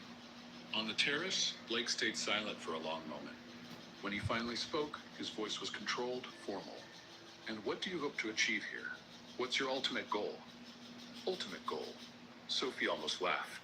He sounded like an executive reviewing a project. I just want to have a place where I don't have to apologize for existing. Sophie said honestly. A place where I can be enough. Blake nodded, his expression unchanged. Understandable. But then for a split second, so quick the cameras almost missed it, something changed in his eyes. Something soft. Something human. You are enough, he said, and even though his tone stayed neutral, there was weight in those words. Sophie let out a nervous laugh. I drop cheese, I fight with microphones, I talk to books. How is that enough? Blake kept his rigid posture but replied, authenticity is a valuable asset. You don't pretend. That's rare. Valuable asset. Sophie almost rolled her eyes. He was being so CEO right now. I thought CEOs didn't have a human mode, Sophie said, testing him. Like you're built with only serious and intimidating modes. Blake raised an eyebrow, keeping his expression under control. Human mode exists. It's just not appropriate in every context.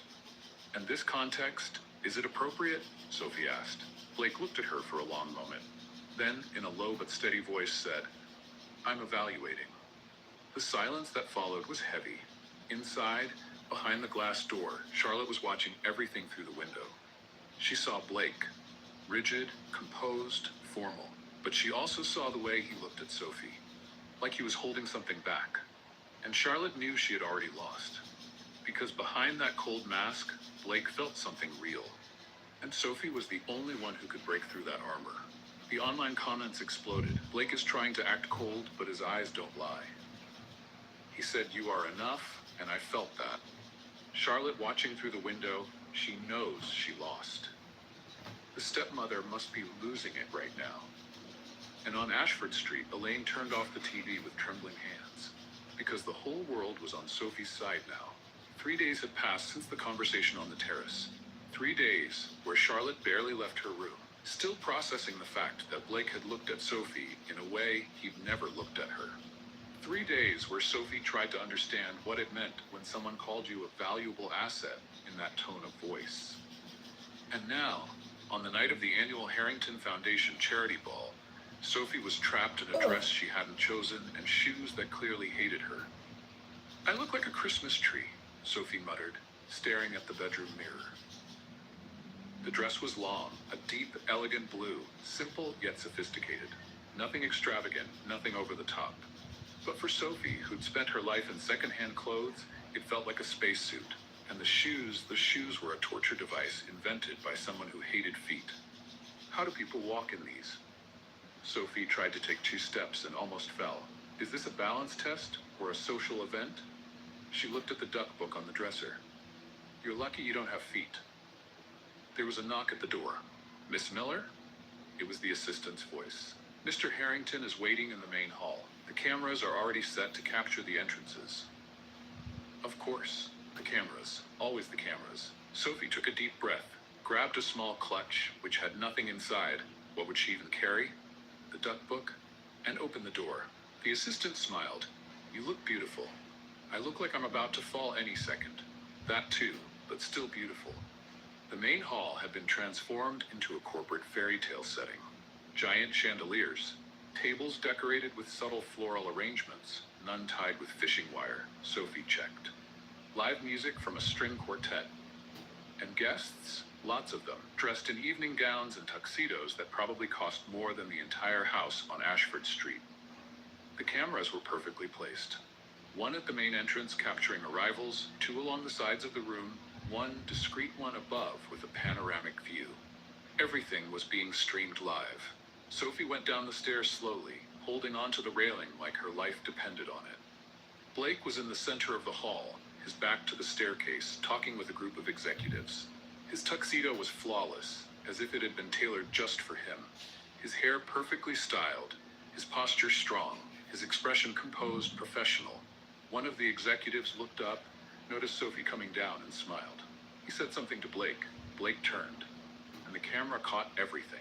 The way he stopped mid-sentence, the way his eyes locked on her and couldn't look away, the way, for a fraction of a second, just a fraction, the corporate mask slipped completely off his face, revealing something raw, genuine, surprised. It was an expression Blake Harrington had never shown on camera before. Pure admiration. The show's editors would later mark that moment as the second most watched of the season. Sophie felt her face grow warm under the weight of that look and almost tripped on the last step. Blake recovered quickly, putting his neutral mask back on, but the damage was done. The cameras had caught it. The internet had seen it.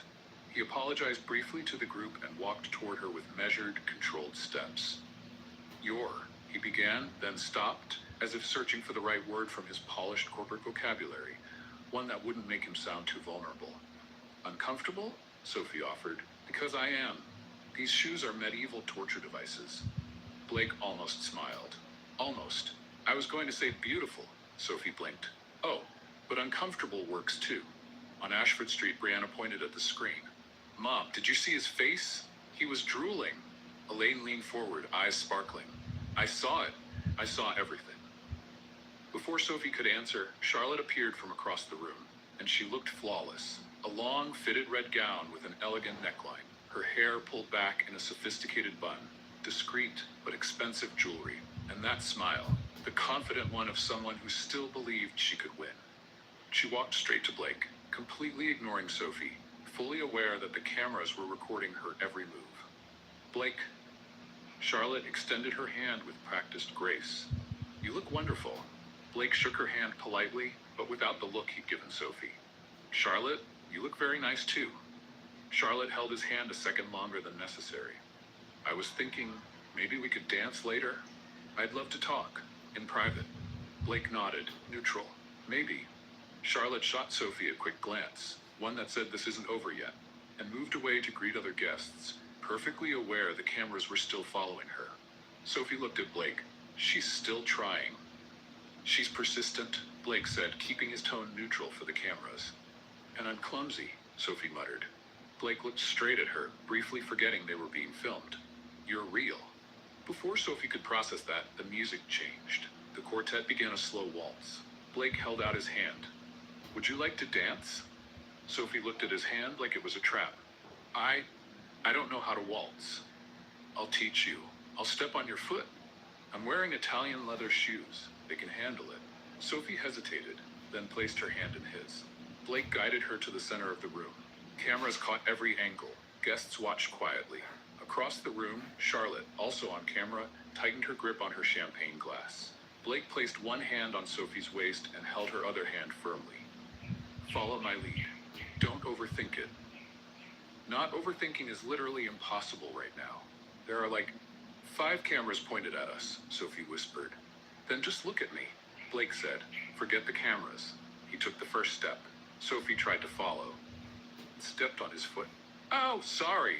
Sophie tried to pull back, but Blake held steady. It's all right. Try again. She did, and stepped on him again. I warned you, Sophie groaned. I'm a public safety hazard. This should be illegal. You're thinking too much, Blake said in that low tone that made her focus only on him. Look at me. Just me. Sophie looked up, and suddenly, the whole room disappeared. The guests, the cameras, Charlotte watching from afar, everything faded away. It was just Blake, and the way he was looking at her. They began to move, slowly. Sophie still missed a step here and there, but Blake adjusted smoothly, patient, almost smiling. See, he murmured. You're dancing.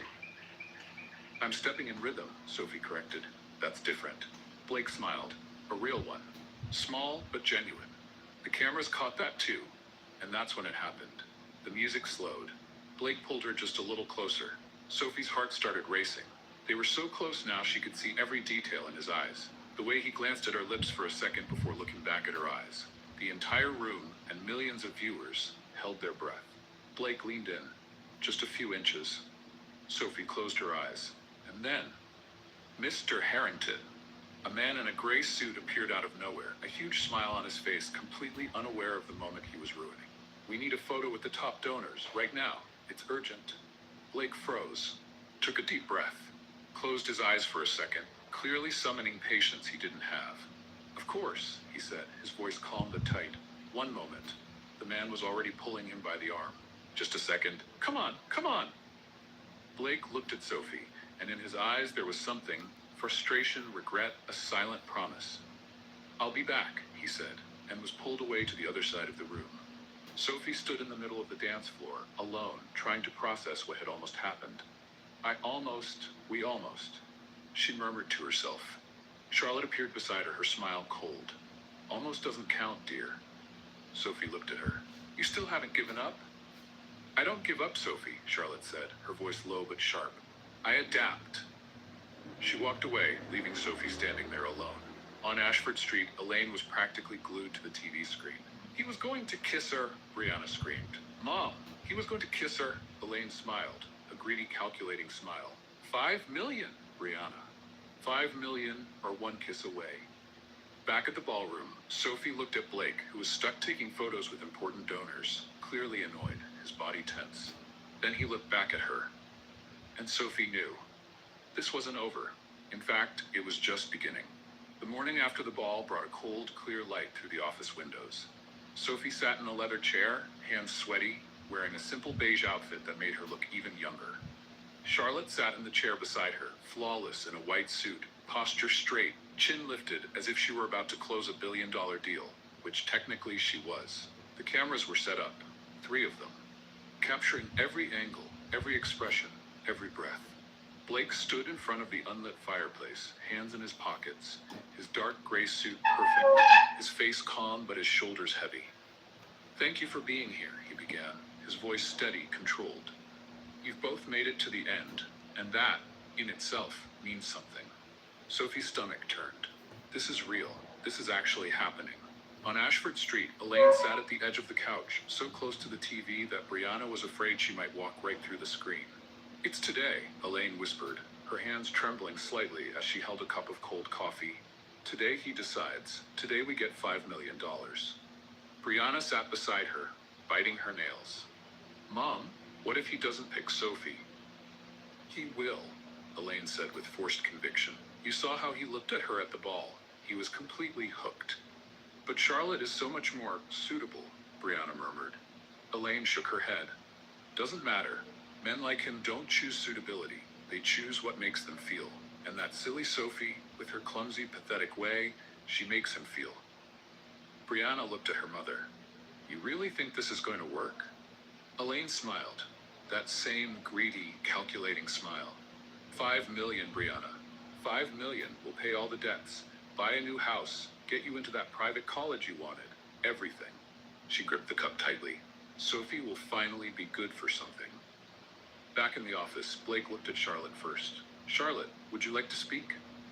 Charlotte stood with practiced grace, smoothed her suit, and turned to Blake with that confident smile she had perfected over the years.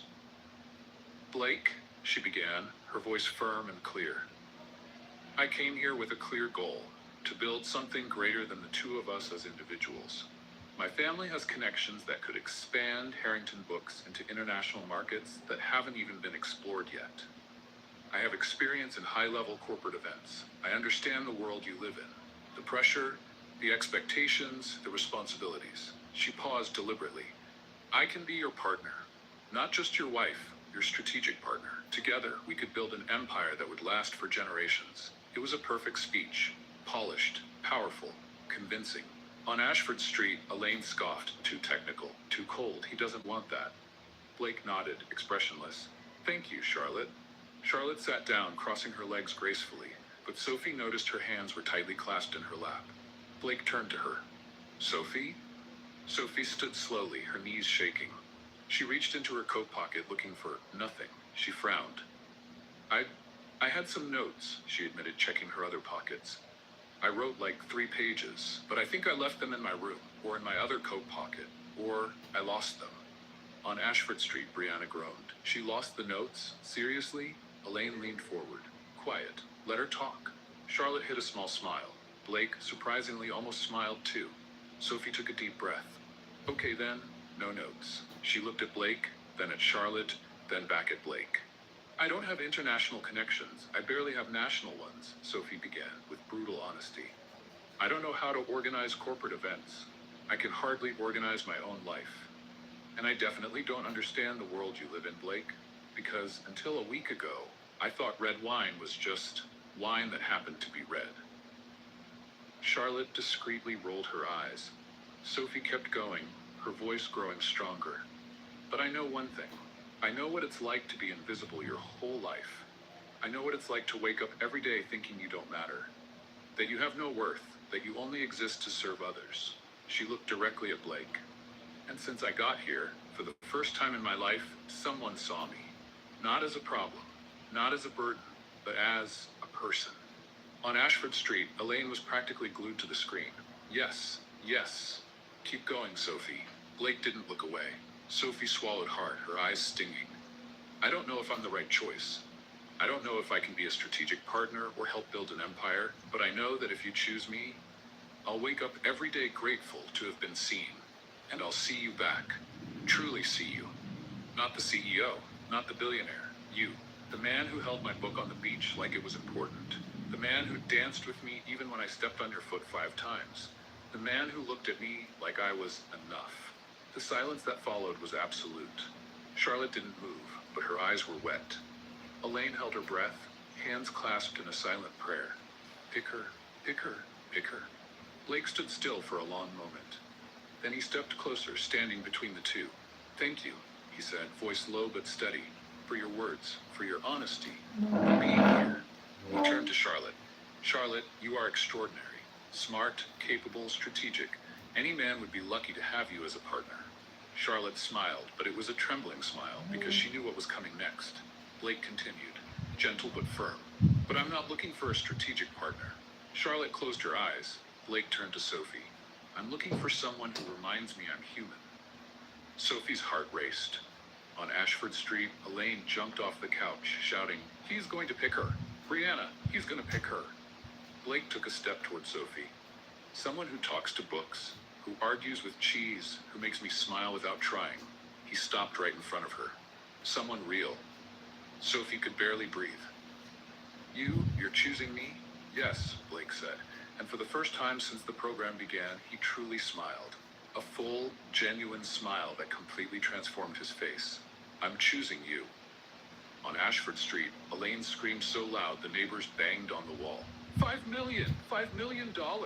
She spun around laughing, crying, hugging Brianna. We did it. That useless girl finally did something right.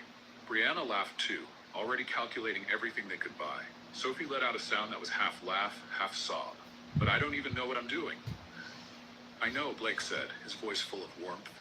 And that's exactly why I chose you.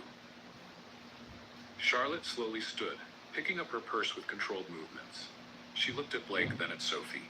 Congratulations, she said, and despite the pain in her eyes, there was sincerity there. Take good care of him, Sophie. He deserves someone who truly sees him. Sophie nodded, unable to speak. Charlotte walked toward the door, her steps steady, dignified. She stopped at the doorway and looked back one last time. And Sophie, Charlotte said with a sad smile, you won not because you played better, but because you were never playing. Then she left. Sophie stood there, processing everything, staring at Blake like he was a mirage about to disappear. This is real? Sophie whispered. Blake held out his hand. Very real. Sophie took his hand, feeling the firmness, the solidity, the reality of it. And then, in front of the cameras, in front of millions, she did the only thing that made sense. She laughed. A real, relieved, disbelieving laugh. I really need to stop losing my notes, she said. Blake laughed too, and for the first time in a long while, that Good laugh didn't sound afternoon. forced. It sounded like home. Thank you. On Ashford Street, Elaine was already on the phone with the bank, checking when the money would come through as they celebrated. 2 days had passed since Blake chose Sophie. 2 days in which Sophie Thank you woke up sa thinking she was dreaming, looked around the giant room in the mansion, and whispered to her duck book, "This is real, right?" The duck, as always, neither confirmed nor denied. Now Sophie was sitting in Blake's office, staring at a stack of papers the company lawyer had placed on the desk with an expression far too serious to be good news. Blake stood by the window, arms crossed, jaw tight. He wasn't looking at Sophie. He was looking out at the ocean as if calculating something very, very complicated. The lawyer, a woman in her 50s, gray hair pulled into a tight bun, glasses resting on the bridge of her nose, adjusted the papers and looked at Sophie with a mix of sympathy and professionalism. Miss Miller, we need to clarify a few inconsistencies. Her voice was firm, but not hostile. Sophie felt her stomach drop. Inconsistencies? The lawyer pushed the papers toward her. During the process of transferring the $5 million to your family, as outlined in the contract, our legal team performed a standard verification of the information provided in your initial application. Sophie stared at the papers as if they were a court sentence. The lawyer continued. The information provided contains several discrepancies. To start, the application states that you graduated in business administration from the State University. Our records show you never attended that institution. Sophie closed her eyes. Oh no. It also says you work as an executive assistant at a consulting firm. The lawyer turned a page, a firm that apparently doesn't exist. Blake turned slowly, looking at Sophie for the first time since she had entered the office. Sophie felt tears sting her eyes. I didn't write that. The lawyer raised an eyebrow. You didn't? It was my...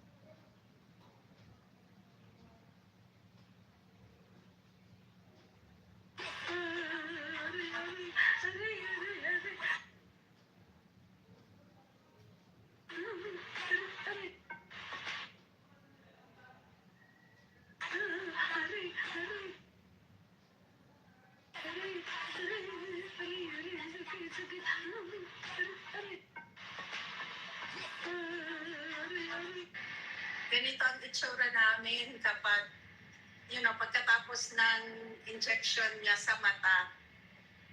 Kasi dito kami sa taas nagpa-park, ang sikip ng daanan between cars. Ganito ang itsura namin kapag, Hello po, pwede po bang huwag muna itong lampasan? Isa po akong influencer dito sa Compostela, Cebu. Ang paglilinis ng kalsada at pagpulot ng basura ang napili kong content para makatulong sa komunidad at malagaan ang ating inang kalikasan. Pwede ko po bang hingin ang inyong suporta? Ang inyong pag-share ng video na ito ay malaking tulong po sa akin. Maraming salamat po. Secret Ukay-Ukay Shop sa Quezon City. So, nag-open na naman ang store natin dahil ang daming wholesalers and resellers na gusto mag-bundle. So, kinukuha dito yung mga sa TikTok shop, sa Facebook shop. So, isa-isa nila pinipili yan. Kami lang ang supplier na may annual warranty. So, 2 months pwede nyo po papalitan anytime. So, kapag kukuha po kayo sa amin ng bundle, kayo po pipili. So, ayan yung mga wholesalers natin pinipili isa-isa. So, weekly new arrivals yan. So, yan. Secret Ukay-Ukay Shop sa Quezon City. So, nag-open na naman ang store natin dahil ang daming wholesalers and resellers na gusto mag-bundle.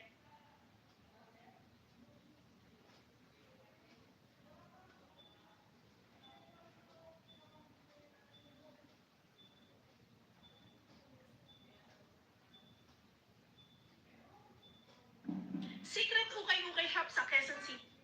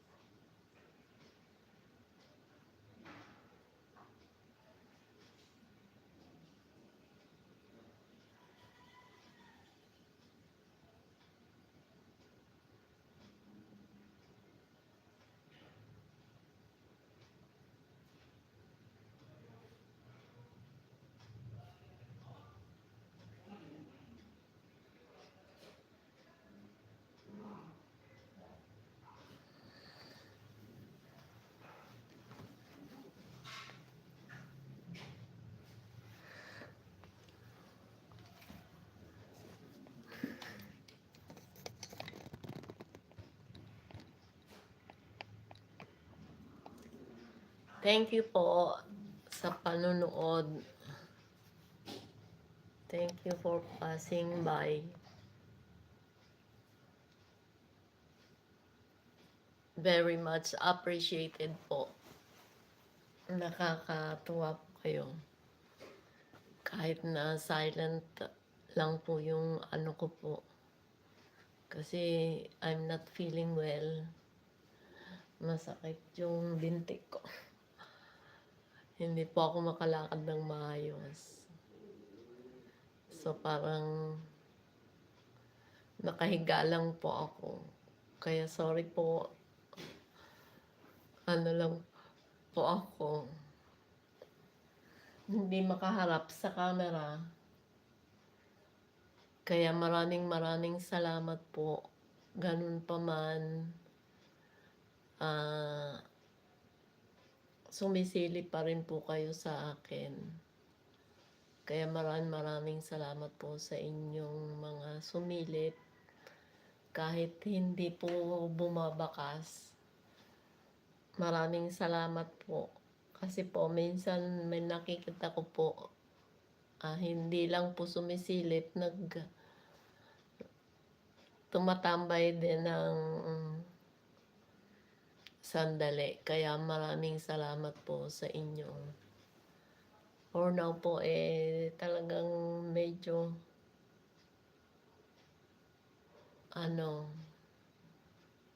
hindi po ako masyado nag-live lang po ako para po magkaroon ng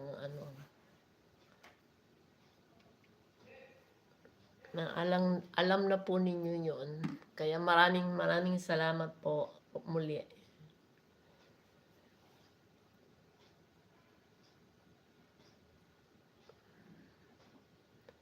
Thank you po. Sana magbakas po kayo para mabalikan ko po yung bahay nyo.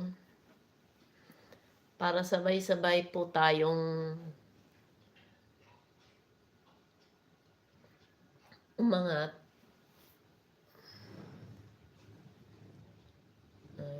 Dito po sa amin maalinsangan, pero kanina nagbadya po yung ulan, umambon lang, natapos din. Sa lugar po ninyo, ano po ba yung panahon?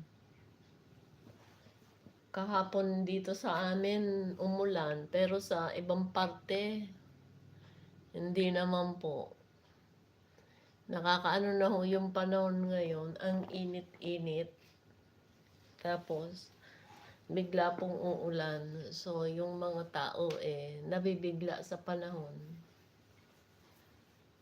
Kaya ingat-ingat po tayo sa mga sakit. Huwag po tayong magpapaulan. At huwag din po tayong basta-basta magpapaaraw. Magkaroon po tayo ng pang taklob sa ating ulo. Sombrero, payong, anything. Kasi mahirap na po. Kaya siguro mamayang gabi uulan na naman. Makulimlim ho dito sa amin. Sa bandang Silangan. Pero po sa bandang Kanluran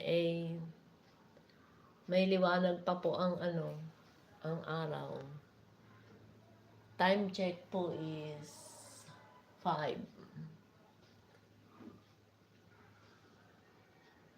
5 na po sa orasan namin. Tingnan ko po yung baka mali yung ko. 5:03. Tama po. So, salamat po muli. Highly appreciated po.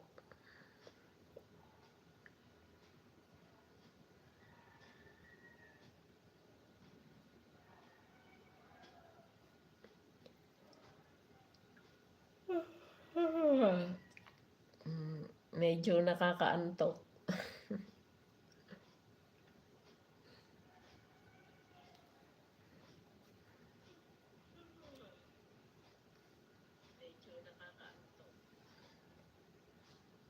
Salamat po. Good afternoon.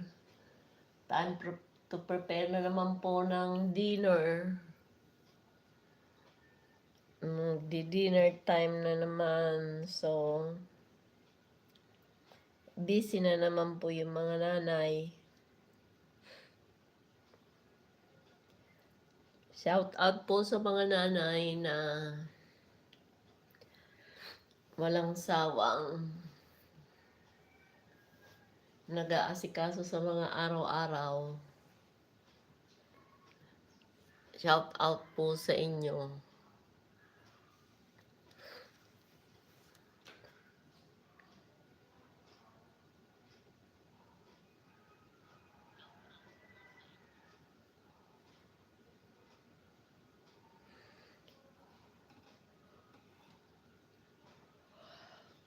What did I do?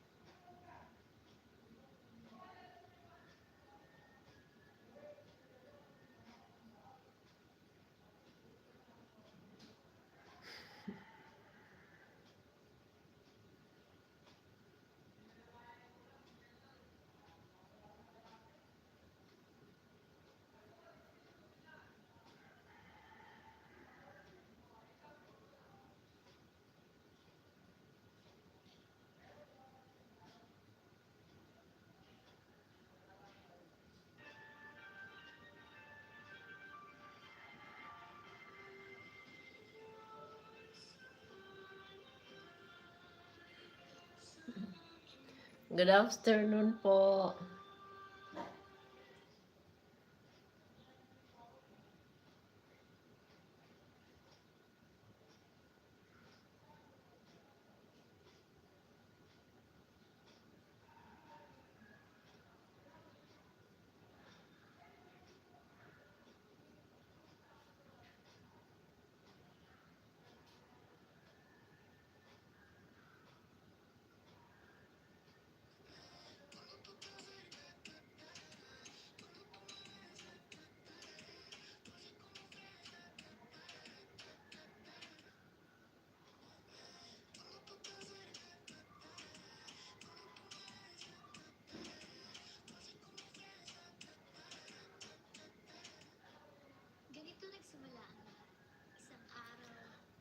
Salamat po.